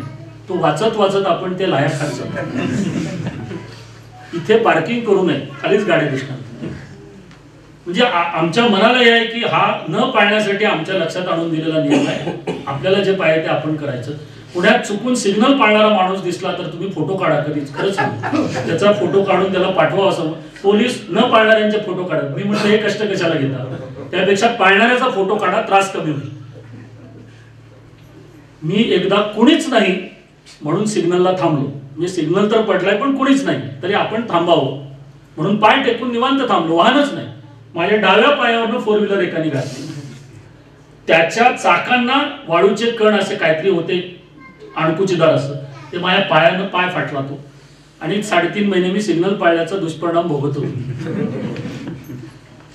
आता असं केल्यानंतर नियम पाळणारा माणूस तरी कशाला नियम पाळायला जाईल पुढे. मग जेव्हा मुलांच्या लक्षात येतं की आपल्याला शाळेत पोहोचवणारे आई वडील सिग्नल पाळत नाहीत, मात्र शाळेतल्या सामान्य ज्ञानाच्या तासाला मग लाल सिग्नल पडल्यावर काय करावं, ऑरेंज पडल्यावर काय करावं आणि हिरवा पडल्यावर काय करावं, हे मुलं कसं काय पाळतील मला सांगा. हेच आमच्या सगळ्याचं रक्तात बिनलं असेल. बाबासाहेब त्या दुपारच्या काळामध्ये, मी विसरत नाहीये, हे डायव्हर्शन साहेब बरोबर आहे. नाहीतरी आपल्याकडे रस्त्यांची कामं इतकी असतात की मूळ रस्त्यापेक्षा डायव्हर्शनच जास्त आहे. तर दुपारच्या काळात ते उरलेलं सँडविच बाबासाहेब खात होते आणि पाणी पिऊन आपली भूक भागवायची. तिथल्या ग्रंथपालाने एकदा ते बघितलं आणि बाबासाहेबांना बोलवून घेतलं आणि बाबासाहेबांना शिक्षा म्हणून सांगितलं की उद्यापासून तुम्ही या ग्रंथालयात यायचं नाही, कारण तुम्ही इथला नियम मोडलेला आहे. मला बाबासाहेब पुरंदरेनेच एक अनुभव इंग्लंड मधला सांगितला होता. ते पोस्टात गेले होते काही पत्र इकडे पाठवायला. बाबासाहेबांच्या बरोबर काही भारतीय माणसं रांगेत होती. आपण परदेशात गेल्यावर ते पाळतो, त्याचं कारण दंड परवडत नसतो, तो डॉलरमध्ये असतो. इथे फोन करता येतो कुणालाही, विजयरावांना फोन करता येतो, आमदार साहेबांना फोन करता येतो. आपल्याकडच्या आमदारांची दुखणी निम्मी आहे की त्यांनी जी करायची कामं आहेत ती करायची सोडून त्यांनी कधीच करू नयेत अशा कामांमध्येच त्यांचा निम्मा वेळ आहे आणि त्यांच्या पीएचा निम्मा वेळ आपण खातो. आता मी सिग्नल तोडलाय, मला पकडलं, याच्यात जगताप साहेबांनी फोन करायचं, कारण काय माझ्याकडे पकडलाय, दंड भर नाही तर पुढच्या वेळेस. पण तो यांना फोन, विजयरावांना फोन, यांना फोन, मग यांनी त्याला सांगायचं. बरं तोही म्हणतो आमदार साहेब आहेत, चुकून बदली करायची तर मदत त्यांचीच लागणार आहे, तोही त्याला सोडून देतो. हा पुढच्या वेळेला विजयरावांना फोन करतो, सिग्नल पाळत नाही, तोडला तर मग दुसऱ्या माणसाला फोन करतो. तर बाबासाहेबांनी ते सँडविच खाल्लं, पाणी प्यायलं, लायब्ररीने बघितलं आणि त्यांनी बोलवून शिक्षा सांगितली की उद्यापासून तू यायचं नाहीस. त्याचं कारण असं, बाबासाहेबांच्या डोळ्यात पाणी आलं. ज्या कारणासाठी आपण इथे आलोय ते आता होणार नाही.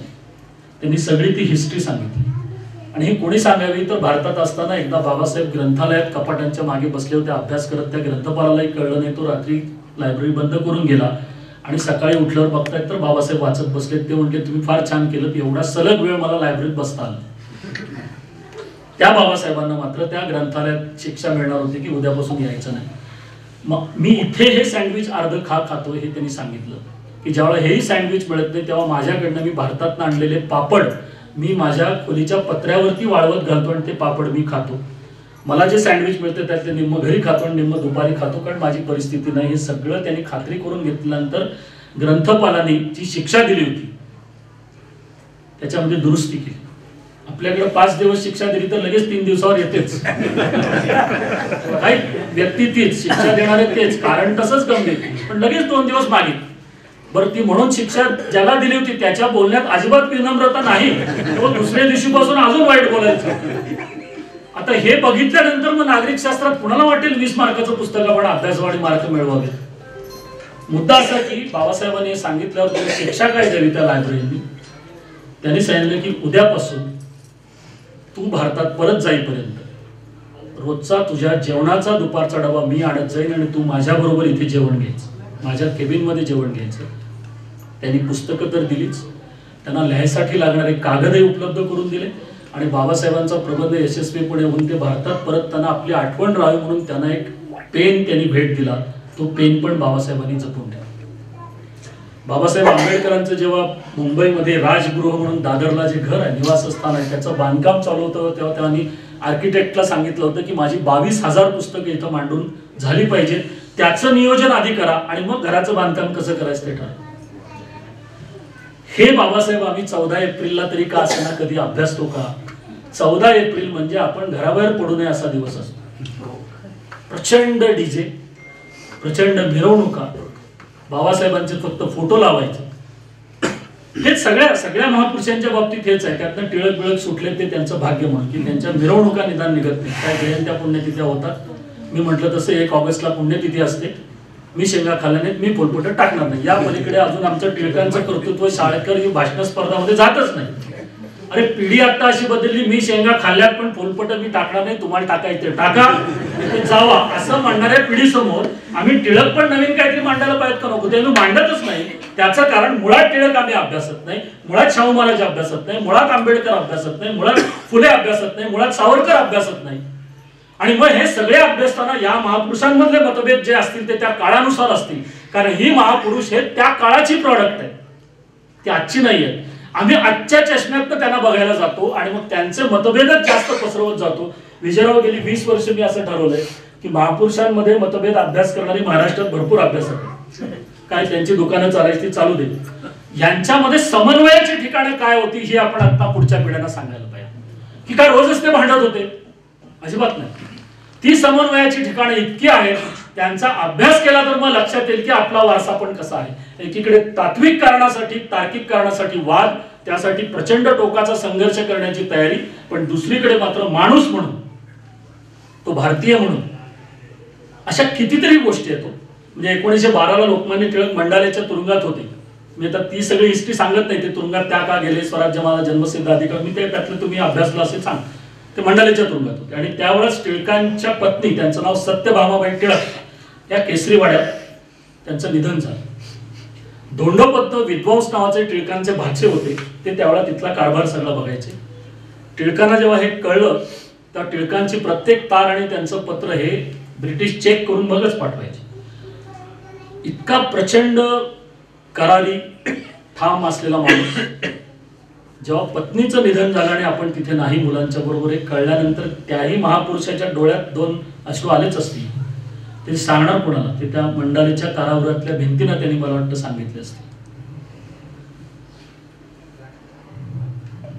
बरं, टिळक म्हणजे संजय दत्त नाही की बायको आजारी आहे म्हणून सारखं एरवड्यातनं पॅरोलवर सुटायचं आणि मुंबईला जायचं आणि आम्ही सगळ्या पत्रकारांनी ते छापायचं की त्यांनी दाढी किती वाढवली, आज शाल पांघरली आहे का तसाच बाहेर आलाय, हे आम्ही सगळ्या लोकांना कारण नसताना सांगायचं. त्यामुळे टिळकांना तिथून बाहेर सुटायचा मुद्दा नव्हता. पण त्याच जून महिन्यामध्ये टिळकांनी आपल्या मॅट्रिकला असलेल्या 2 मुलांना जे पत्र पाठवले ते पत्र उपलब्ध आहे. आणि मग टिळक सुटल्यानंतर पुढे 1914ला ते सुटले. 2014 साली जगताप साहेब, विजयराव कदाचित तुम्ही आला असाल नसाल, आम्ही 2014 साली पुण्यात टिळकांच्या कुटुंबियांसहित अनेक पुण्यातले मान्यवर वेगवेगळ्या पक्षांचे एकत्र करून टिळकांच्या मंडालेच्या सुटकेची शताब्दी आम्ही साजरी केली. ती करताना अपरिचित टिळक कुठे होते, म्हणजे आम्ही जर्मनीमधनं फोटो मिळवले पण आम्हाला ते महाराष्ट्रात मिळाले नाही. मला बाबासाहेबांच्या वरती, आंबेडकरांच्या वरती विशेषांक काढताना परदेशातनं फोटो मिळाले पण ते आपल्या इथे फार कमी मिळाले. आणि मग त्या टिळकांचे आम्ही नुसते फोटो नाही छापले, त्यांची फोटो बायोग्राफी नाही छापली, तर टिळकांच्या मंडालेच्या सुटकेच्या शताब्दीच्या निमित्ताने टिळककालीन जे स्वातंत्र्य सैनिक होते त्यांचे वंशज आम्ही 30 पुण्यात बोलवले, जे येऊ शकले. त्यामध्ये बहादूर शाह जफर पासून ते स्वातंत्र्यवीर सावरकर, कान्हेरे, भगतसिंग, राजगुरू, सुखदेव या सगळ्यांचे वंशज हे 2 दिवस पुण्यात आले होते. त्यांना आम्ही आधी महात्मा फुलेंच्या वाड्यात गंजपेठेत महात्मा फुले वाडा दाखवला आणि मग पुण्यातली क्रांतिकारकांची काही घरं, मग केसरी वाड्याला भेट आणि नंतर गणेश कला क्रीडामध्ये त्याच्या संदर्भातला एक कार्यक्रम झाला. हेतू हा की 100 वर्षापूर्वी टिळकांनी काय हे केलं होतं, कशासाठी केलं होतं. त्या टिळकांनी मॅट्रिक मध्ये आपल्या असलेल्या मुलांना जे पत्र पाठवलं जून 1912 मध्ये, ते मुद्दाम मी आज तुम्हाला सांगतो. त्याचं कारण आम्हाला हे टिळक मग केव्हा तरी पुढच्या पिढ्यांपर्यंत न्यायला पाहिजे. मॅट्रिकचं महत्व किती आहे मी आता वेगळं सांगायची गरज नाही. आता SSC आहे, पूर्वीच्या पिढ्या त्याला मॅट्रिक किंवा 11वी म्हणायची. साधारणपणे घरातला मुलगा मुलगी मॅट्रिक मध्ये आहे केव्हा कळतं, तर 9वीचा निकाल लागला की त्यांच्याकडे आता हल्ली फोन दिलेले असतात, ते मोबाईल काढून घेतले जातात, इंटरनेट कनेक्शन बंद केलं जातं, टाटा स्कायचं कनेक्शन काढून टाकलं जातं आणि पाहुण्यांना निरोप. निदान पुण्यात तरी पद्धत आहे काही ठिकाणी की पुढचं वर्षभर तुम्ही आमच्याकडे आला नाही तर बरं होईल. एरवी असतेच, पण निदान या दरम्यान तर 100% असतात की मुलगा किंवा मुलगी मॅट्रिकला आहे, वर्षभर तुम्ही आला नाही तर बरं होईल. आणि अत्यंत दुःखी वातावरण असतं. कुठेतरी घरातलं गेलंय असं वर्षभर वातावरण असलं की ओळखायचं खिडकीत नाही गेले 10वी 12वीला पोरगे आहे. आम्ही शिक्षण ही मजा असायला पाहिजे हेच काढलं, शिक्षण हे आनंदी असायला पाहिजे हेच काढलं. त्या मुला मुलीच्या मानेवरती, तिच्या मेंदूवरती कायमचं झू हे ठेवलं. इथे 99, 99.99, 99.0.5 हे असलं किंवा 102 100 पैकी असलं काहीतरी पराक्रम गाजवला. पण पुन्हा त्याचा उद्देश काय, काहीतरी तू देशासाठी कर, अजिबात नाही. जावेची मुलगी इंजिनियर झाली, मग माझा मुलगा डॉक्टर झाला पाहिजे. आमच्या ईर्ष्या सगळ्या त्या. पुन्हा इंजिनियर झाला किंवा झाली तर ती शक्यतो IT मध्ये पाहिजे, म्हणजे माहिती तंत्रज्ञानामध्ये. का तर म्हणजे ती अमेरिकेला जाऊ शकते. मुलगी गेली तर जावई अमेरिकेत असणार. बरं, मुलगी गेल्यानंतर आईला कधी तिच्या नवऱ्यानं सासवडपर्यंत घेऊन आणला असेल, PMT ची सोय आहे म्हणून फुकट किरकोळ भाडं, अमेरिकेला कधी नवरा नेणार. पण मुलगी तिथं असल्यामुळे 3 महिन्याकरता काय असं ना आईला तिथं जावंच लागतं आणि पासपोर्ट व्हिसा मिळतो. जे नवऱ्याला आयुष्यात जमलं नाही ते मुलगी इंजिनियर झाल्यामुळे जर 3 महिन्यासाठी का असं जमणार असेल तर माझी मुलगी इंजिनियर व्हावी या मागचा आमचा उद्देश जर एवढाच असेल तर त्या पिढ्यांना आम्ही शिक्षक व्हावं, आम्ही प्राध्यापक व्हावं, आम्ही कुलगुरू व्हावं असं शिक्षकांच्या मुलांना सुद्धा, शिक्षकांना सुद्धा वाटत नाही, शिक्षकांना सुद्धा वाटत. हे दुर्दैव आहे. पण टिळकांनी मग का लिहिलं मॅट्रिकच्या काळात, कारण रामभाऊ आणि श्रीधरपंत ही टिळकांची 2 मुलं मॅट्रिकला पहिल्या वर्षी नापास झाली होती. कोण असतील मॅट्रिकला त्यांना केवढा दिलासा आहे बघा. टिळकांची पोरं नापास झाली होती तर तुम्ही फार आम्हाला प्रेशर देऊ नका, आई वडिलांना सांगा. आज 10वी 12वीतल्या मुलांचे निकाल जाहीर व्हायचं झालं की सरकारला, महापालिकांना धरण आणि नदीच्या काठावरती बंदोबस्त ठेवावा लागतो, आत्महत्या करू नयेत म्हणून. जर आमचं शिक्षण परीक्षा देऊन सुद्धा एवढ्या चक्रात जाऊन जर आत्महत्येकडेच नेणार असेल तर मग शिक्षण नेमकं चांगलं कुठलं. तर ते मॅट्रिकचं वर्ष म्हणून टिळकांनी दोघांना पत्र लिहिलं. ते जुन्या मराठीमधलं होतं. मी थोडक्यात ते सांगतो की रामभाऊ आणि श्रीधरपंत, यंदा तुमचं मॅट्रिकचं महत्वाचं वर्ष आहे. खरं तर यावेळा मी पुण्यामध्ये असायला पाहिजे होतं, कारण टिळकांचं गणित, टिळकांचं इंग्रजी, टिळकांचं संस्कृत, टिळकांचं खगोलशास्त्र आणि टिळक हे मुळात वकील होते. वकिलीचे क्लासेस होते टिळकांचे. क्लास चालवणाऱ्यांनी पण लक्षात ठेवावं की आपल्या क्लास चालवण्याच्या उद्योगाला केवढी मोठी परंपरा आहे. ते टिळकांचे वकिलीचे क्लास उत्तम चालत होते म्हणून टिळकांना सामाजिक कामासाठी पैसा मिळत होता, जो महात्मा फुलेंना या इतर सगळ्या व्यवसायांमधून मिळत होता. आणि मग त्यांनी लिहिलं की मॅट्रिकचं महत्वाचं वर्ष आहे. या काळात मी तिथं पाहिजे होतो, पण मी दुर्दैवाने मंडालेमध्ये आहे. अभ्यासाच्या आणि खेळाच्या नावाखाली केसरीच्या कचेरीत जाऊन टिवल्या बावल्या करू नका. हे आपण आजचे आई वडील नॉर्मली हे शब्द असतातच. मला वाटतं टिळक 1912चे वेगळे कसे, देशाचं स्वातंत्र्य लढ्याचं नेतृत्व करणारा माणूस, एक शिक्षक, प्राध्यापक, गीतेचा अभ्यासक, एक संपादक, एक संघटक, एक वकील, एक कामगार नेता. टिळकांचे अनेक रूप आहेत, ते अभ्यासाला गेल्यावर लक्षात येईल. यंदा मॅट्रिकचं वर्ष आणि किती महत्वाचं आहे, तुम्ही अभ्यासाकडे लक्ष द्या.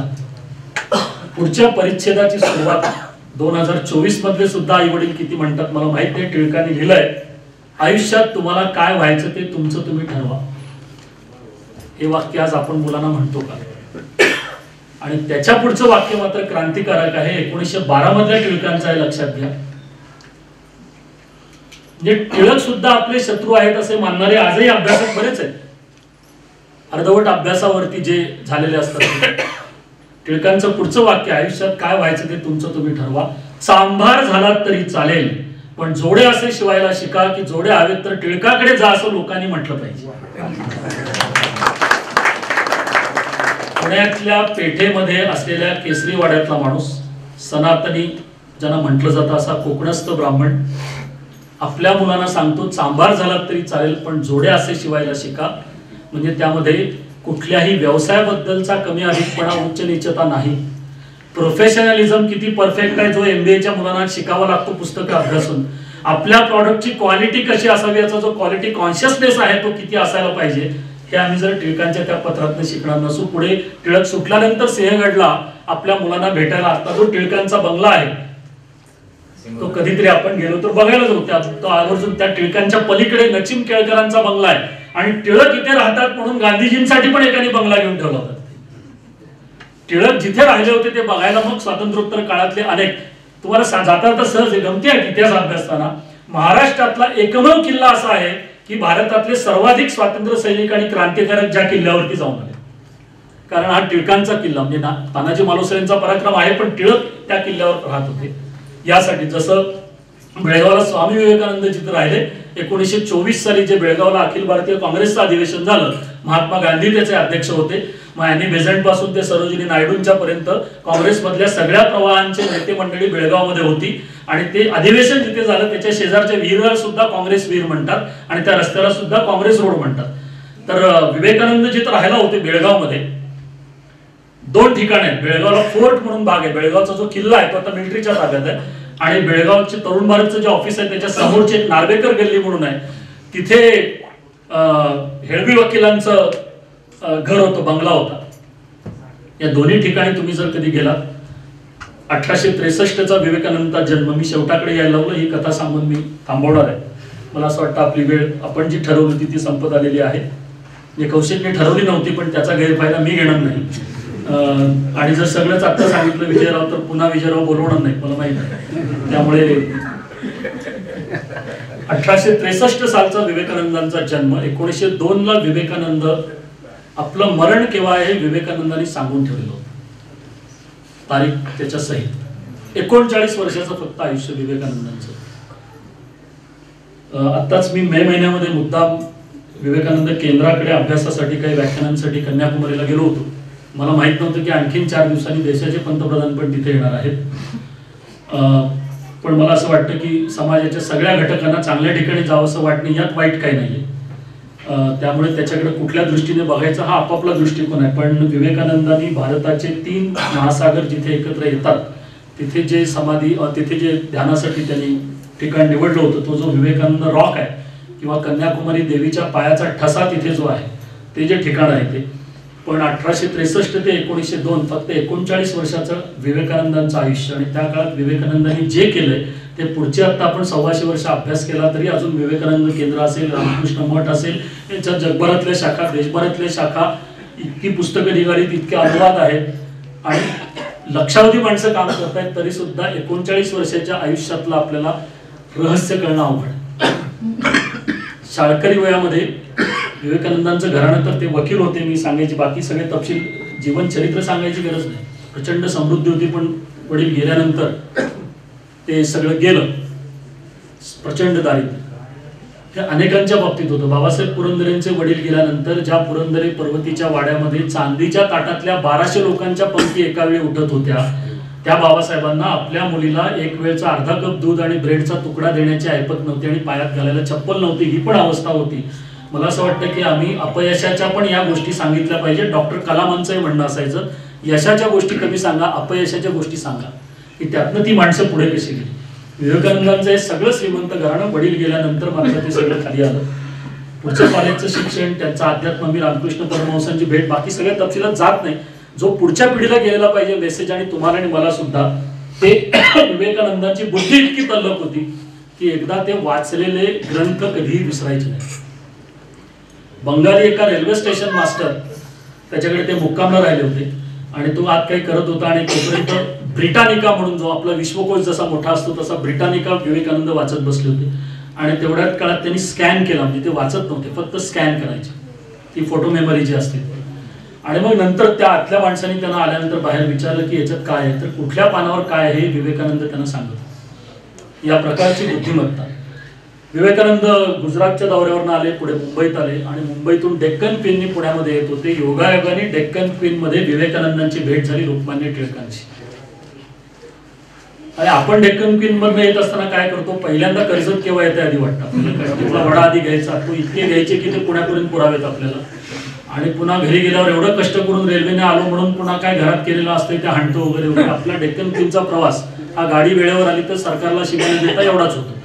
पण टिळक आणि विवेकानंद त्या दिवशी डेक्कन क्वीनच्या एका डब्यात होते आणि त्यांच्यावर पुण्यात येईपर्यंत चर्चा झाली ती भारताची वेदाची आणि वेदांताची परंपरा. दोन तपस्वी माणसं एकमेकांशी रेल्वेच्या डब्यात काय बोलतात आणि पुढे काय होतं. विवेकानंद पुण्यात आले. टिळकांनी आजही पुण्यामध्ये ही विनंती केली जाते, हे पुण्याचं खरंच चांगलं वैशिष्ट्य आहे की तुम्ही आता पुण्यातच राहा, असं ते विवेकानंदांना म्हणाले. बंगालमधले सगळे क्रांतिकारक यांचे पुण्याशी खूप जवळचे संबंध आहेत.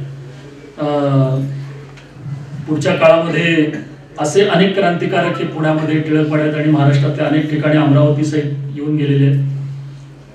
तर टिळक पुण्यात आल्यानंतर त्यांच्या पुण्यामध्ये सभा झाल्या. टिळकांना भेटायला टिळकवाड्यात काही माणसं विवेकानंदांना भेटायला आली. पण टिळक म्हटले मी संन्यासी आहे, मी भारत भ्रमणाला निघालो. ही 1892 मधली गोष्ट आहे. त्यामुळे मी एका ठिकाणी 3 दिवसापेक्षा राहत नाही. संन्यासी असल्यामुळे मी कुठल्याही भेटवस्तू स्वीकारत नाही, त्यामुळे मला पुढे जायला पाहिजे. स्वामी विवेकानंद टिळकवाड्यात. आणि पुण्याहून ते निघाले चालत महाबळेश्वरला. ठिकाणं माहित नव्हती त्यांना. पुढे भारत भ्रमण म्हटल्यावर जी ठिकाणं माहित होती तिथं जायचं. आणि महाबळेश्वर मध्ये अंधाऱ्या रात्री त्या एका रस्त्याने असं ते चालत असताना एका माणसाने बघितलं त्यांना की भगवी कफनी घातलेला तरुण पण चेहऱ्यावर तेज आहे असा माणूस हा महाराष्ट्रीयन वाटत नाही आणि हा एकटाच यावेळी का चाललाय म्हणून त्याची चौकशी करावी म्हणून मोरोपंत जोशी नावाचे माणूस, ते मूळचे अमरावतीचे, पण त्यांचा बंगला होता महाबळेश्वरमध्ये. त्यांनी त्यांची चौकशी केली आणि हे इंग्लिशमध्ये बोलायला लागले. तेव्हा मोरोपंत पण इंग्लिशमध्ये बोलायला लागले आणि मग लक्षात आलं की हा एक बंगालमधला भारत भ्रमणाला निघालेला नरेंद्र दत्त या नावाचा तरुण. ते विवेकानंद पुढे झाले, पण ते आलेत आणि मग ते म्हणाले की तुम्ही राहणार कुठे. तर नाही, मी नवीन आहे, मी संन्यासी आहे, परिव्राजक आहे, कुठेही मंदिरात राहतो, मी पुढे जातो वगैरे. आजच्या दिवस आमच्या घरी या. या सगळ्याचं रेकॉर्ड आहे. मी जे मगातपासून बोललो त्या सगळ्याचं नोंदणी रेकॉर्ड आहे, पुरावा आहे. पत्रकार असूनही मी पुराव्याशिवाय बोलत नाही. आणि प्राध्यापक नसलो तरी मी नोट्स शिवाय येत नाही. असं दोन्ही. यातला विनोद ज्यांना कळलाय त्यांनी नंतर आत्रेंच्या गावात आहे आणि विनोद झाला नाही असं होतं. म्हणजे मराठीतला विनोद टिकवायची जबाबदारी सुद्धा सासवडकरांच्यावरच आहे, कारण इंग्लिश भाषेत मुलं गेल्यामुळे त्यांना विनोद झालाय सांगायला लागतं, तासाभरात हसायला लागतात आणि मग आपल्याला कळत नाही की विनोद तासाभरापूर्वी झालाय. आणि याचं स्मारक म्हणून तर काय बरेच जण नावं पण अशीच ठेवतात, भाग वेगळा. पण त्या दिवशी मोरोपंत जोशी विवेकानंदांना म्हणाले की माझ्या घरी राहिलाय. विवेकानंद गेले. त्यांची एक छोटी मुलगी होती, 4-5 महिन्याची असेल, मोरोपंत जोशींची. आणि काय होत होतं तिला, वेदना, पोटात दुखत असेल, आणखीन काय असेल. लहान असल्यामुळे हा विनोद करणं चुकीचं आहे. अदरवाईज महाराष्ट्रात पोटात दुखण्याची कारणं आपली वेगवेगळी असतात माहिती. शक्यतो जर शेजारी काही चांगली बातमी आली तर आपण आधी ओवा बघायला जातो, पिढ्यानंतर. तर त्या लहान मुलीच्या पोटात दुखायला लागलं आणि जागरण होत होतं या सगळ्यांना, घरच्यांना. ते बघितलं स्वामीजींनी. ते म्हणाले आजच्या दिवस या मुलीला मी सांभाळतो, की तुमचं जागरण झालं असेल तुम्ही विश्रांती घ्या. रात्रीची घटना आहे. आणि एक 15-20 मिनिटं, अर्धा तास ती मुलगी विवेकानंदांच्या मांडीवर ठेवली आणि ती शांतपणे झोपून गेली. तिचं रडणं थांबलं. आता अनेकांना हा चमत्कार वाटेल, अंधश्रद्धा वाटेल. पुढच्या 2 मिनिटांना लक्षात येईल की त्याचा पुरावा काय आहे ते. प्राचार्य शिवाजीराव भोसले एकदा सांगलीमध्ये व्याख्यानाच्या वेळा हा प्रसंग सांगत होते. विवेकानंदांच्या वरती, म्हणजे बाबासाहेब पुरंदरे यांचं शिवाजी महाराजांवर आणि विवेकानंदांच्यावर शिवाजीराव भोसले यांचं भाषण ज्यांनी ऐकलं नाही महाराष्ट्रात राहून मागच्या पिढीतल्यानी, त्यांनी आता कृपा करून जाताना मी त्यांचं दर्शन तर घेतोच, पण त्यानंतर सुचवतो की हे सगळं YouTube वरती आहे. तुम्ही तंत्रज्ञानाच्या प्रगतीमुळे हे ऐकायला हरकत नाही. तर प्राचार्य शिवाजीराव भोसले सांगलीमध्ये हे व्याख्यान देत होते, हा प्रसंग सांगत होते महाबळेश्वर मधला, आणि मागे एक महिला आसनावरती बसलेली, तिच्या डोळ्यातनं पाणी येत होतं. नंतर प्राचार्यांना निरोप आला की सकाळी अमुक ठिकाणी भेटायला याल का आपण. प्राचार्य ते ठिकाण महत्वाचं होतं, प्राचार्य गेले आणि त्या बाईंनी सांगितलं की काल रात्री तुम्ही ज्या मुलीचा उल्लेख केला की मोरोपंत जोशींची मुलगी जी विवेकानंदांच्या मांडीवर अर्ध्या तासात झोपून गेली, ती मुलगी मीच. आणि ती मुलगी म्हणजे सांगलीच्या राजमाता इंदुमती देवी पटवर्धन. नव्या पिढीला कळायचं झालं तर भाग्यश्री पटवर्धनांची आजी. लवकर लक्षात. सांगली संस्थानच्या राजमाता. सांगली अनेक जण आपण तो पॅलेस बघू शकतो सांगलीमधला जो गणपती आहे संस्थानचा. त्यामुळे पुढे विवेकानंद कोल्हापूरला गेले. शाहू महाराज तेव्हा लहान होते, शाहू महाराजांच्या आई होते, त्यामुळे त्यांना विवेकानंदांना त्यांची 2 व्याख्यानं झाली, राजाराम कॉलेज आणि करवीर नगर वाचन मंदिर. वाड्यावरती बोलवलं गेलं. त्यावेळेला चांगल्या कामासाठीच वाड्यावर बोलवलं जायचं. त्याच्यावर मराठीत पिक्चर निघतायत, वाईट डायलॉग येत आहेत, वाडे बदनाम होत आहेत. तर विवेकानंद तिथे गेल्यानंतर त्यांनी जो सत्कार होता त्याला विचारलं की दरबाराची आमच्या पद्धत आहे, आमचं कोल्हापूर आहे, ती हाताने मोकळ्या हाताने कोणालाच जाऊ द्यायचं नाही. हे मी राजवाड्यापुरतं बोलत नाही बरं का, प्रत्येक गावाची एक संस्कृती कशी तयार होते बघा. आमच्याकडे कोल्हापूरमध्ये सामान्य फुलवाला, हारवाला रात्री आपलं दुकान बंद करताना एक चांगला हार आपल्या दुकानाच्या बाहेर टांगून ठेवतो की रात्री अपरात्री काही दुर्दैवी घटना कुणाकडे घडली तर त्याला हार घालायला मिळणार नाही, म्हणून तो हार ठेवतो आणि तो दुसऱ्या दिवशी वापरत नाही, पाणी मारून तो हार बाजूला ठेवतो. भालजी पेंढारकरांनी बसवलेला कोल्हापूरच्या कॉर्पोरेशनच्या समोरचा ज्याला शिवाजी महाराजांचा उभा पुतळा आहे, त्याच्या पलीकडे चांभार समाजातला तरुण आहे. गेली 30 वर्ष त्या महाराजांच्या पूजेची जबाबदारी त्यानं घेतली. ती महापालिका करेल म्हणून तो थांबत नाही, तो स्वतः करतो. ही त्या त्या गावाची एक संस्कृती असते. त्यामुळे सामान्य फुलवाल्यापासून ते तिथल्या वाड्यापर्यंत. म्हणून विवेकानंदांना विचारलं गेलं की तुम्हाला काय भेट वस्तू आम्ही. ते म्हटले पुन्हा मी संन्यासी आहे, मी काही घेत नाही. मग शाहू महाराजांच्या आईने खूप आग्रह केला, मातेचा तो आग्रह. तेव्हा विवेकानंद म्हणाले की मी कोल्हापुरी चपलेची कीर्ती खूप ऐकून आहे. आता त्याला पेटंट मिळाले वगैरे आताचा भाग आहे. आमच्याकडे हे शब्दात सांगावंच लागत नाही. बऱ्याच वेळा आम्ही त्याचा वापर अनेक कारणांसाठी खेळ असल्यापैकी आहे, तो सामान्यपणे खेळला जातो, वेगळं काही करावं लागत नाही. पण त्यावेळा असं काही होत नसावं म्हणून विवेकानंदांच्या पर्यंत ती कीर्ती चांगल्यासाठी गेलेली असेल. आणि मग त्याने ते चपलाचे जोड, कोल्हापुरी चपलाचे जोड, मला असं वाटतं की तो जो माठ आहे कोल्हापूरला कापशी माठाचं चप्पल म्हणतात, कुरुंदवाड माठाचं चप्पल म्हणतात, त्याचे वेगवेगळे डिझाईन्स आहेत, ते जे घेतलं. आणि मग विवेकानंद पुढे बेळगावला चालत गेले.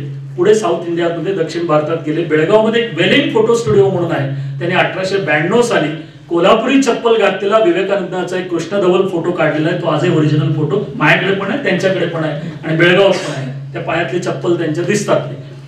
बेळगावमध्ये ते किल्ल्यामध्ये राहिले तेव्हा तो किल्ला फॉरेस्टकडे होता आणि हरिपाद मित्र नावाचे एक बंगाली रेंज ऑफिसर, फॉरेस्ट खात्यातले अधिकारी, त्यांच्याकडे ते राहिले.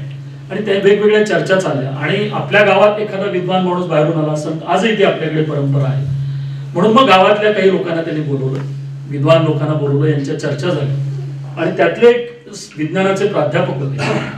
त्यांना असं वाटलं की आता हा भगवी कपनी घातलेला कोणतरी एक संन्यासी आहे, तर ह्याच्याशी मी जाऊन गप्पा काय म्हणायचे, ह्याला काय माहित असणार आहे आपल्या क्षेत्रात वगैरे. आणि मग ते करता करता विवेकानंदांची परीक्षा घ्यावी म्हणून या प्राध्यापकांनी त्यांना एक प्रश्न विचारला की आम्ही भौतिकशास्त्रात बऱ्याच वेळा अभ्यासतो, तर टाइम आणि स्पेस एकच आहे का? विवेकानंदांनी तात्काळ उत्तर दिलं. मी उत्तर सांगतो 1892 मधलं. माझा वेदांत सांगतो की टाइम आणि स्पेस एकच आहे. आईन्स्टाईनने याचा शोध पुढे 13 वर्षांनी 1905 मध्ये लावलाय की टाइम आणि स्पेस एकच आहे, ज्याच्यामुळे भौतिकशास्त्राचा अभ्यास पुढे बदलला. आपल्या परंपरेतले साधू संत सुद्धा, विद्वान सुद्धा भगवी कफनी घातलेले असले तरी ते ज्ञानाची आराधना सोडत नाही. आणि मग तिथे किल्ल्याच्या भागात, आणि मी मगाशी म्हटलं त्या एका भागामध्ये 9 आणि 3 असे 12 दिवस विवेकानंद राहिले होते. 1924 ला मी म्हटलं तसं विवेकानंद ज्या ठिकाणी राहिले म्हणून काँग्रेसच्या अधिवेशनासाठी आलेल्या सगळ्यांनी त्या वास्तूचं दर्शन घेतलं. खूप छानपैकी ती वास्तू आणि समाधी मंदिर जपलेलं आहे. दक्षिण भारतामध्ये असेच आत्ताच्या काळामधले आयटीचे इंजिनियर गेले होते आणि असेच भगवे कपडे, टक्कल केलेलं, आणि त्या मंदिराच्या परिसरात ती तरुण मंडळी विंडोजचे नवीन आता कुठले प्रोजेक्ट येत आहेत, मायक्रोसॉफ्ट आता काय करते अशा चर्चा करत होते. त्या ऐकून त्यांना एकाने विचारलं की अरे तुम्ही तर संन्यासी आहात, तुम्ही भगवे कपडे घातले, तुम्ही संसाराचा त्याग केला, तर आता ह्या आयटी मधल्या मायक्रोसॉफ्ट आणि विंडोजच्या चर्चा कशासाठी करते? ते म्हटले आम्ही संसाराचा त्याग केलाय, लौकिक गोष्टींचा त्याग केलाय, ज्ञानाच्या साधनेचा नाही. मला असं वाटतं की भारताची काय, महाराष्ट्राची काय आणि तुमची आमची या भागातली सगळ्यांची, संतांची आणि समाज सुधारकांची परंपरा हीच आहे की आपण ज्ञानाचा त्याग न करता त्या मार्गावरून पुढे जर जाणार असू तर आपण सगळेच, आत्ता वारी गेलेली आहे ती पंढरपूरच्या तिथे पोचायच्या आधीच ती ज्ञानाची वारी कशी होईल हे आपण दरवर्षी बघतो. असेच ज्ञानाची वारी ही या निमित्तानं आपण दरवर्षी इथेच काय सगळीकडे पुढच्या पिढ्यांपर्यंत पोहोचवायचा आपला प्रयत्न जो आपल्यापर्यंत करता येईल तो करायच्या कामाला आजपासून लागूया अशी आपल्याला विनंती करतो आणि थांबतो. नमस्कार.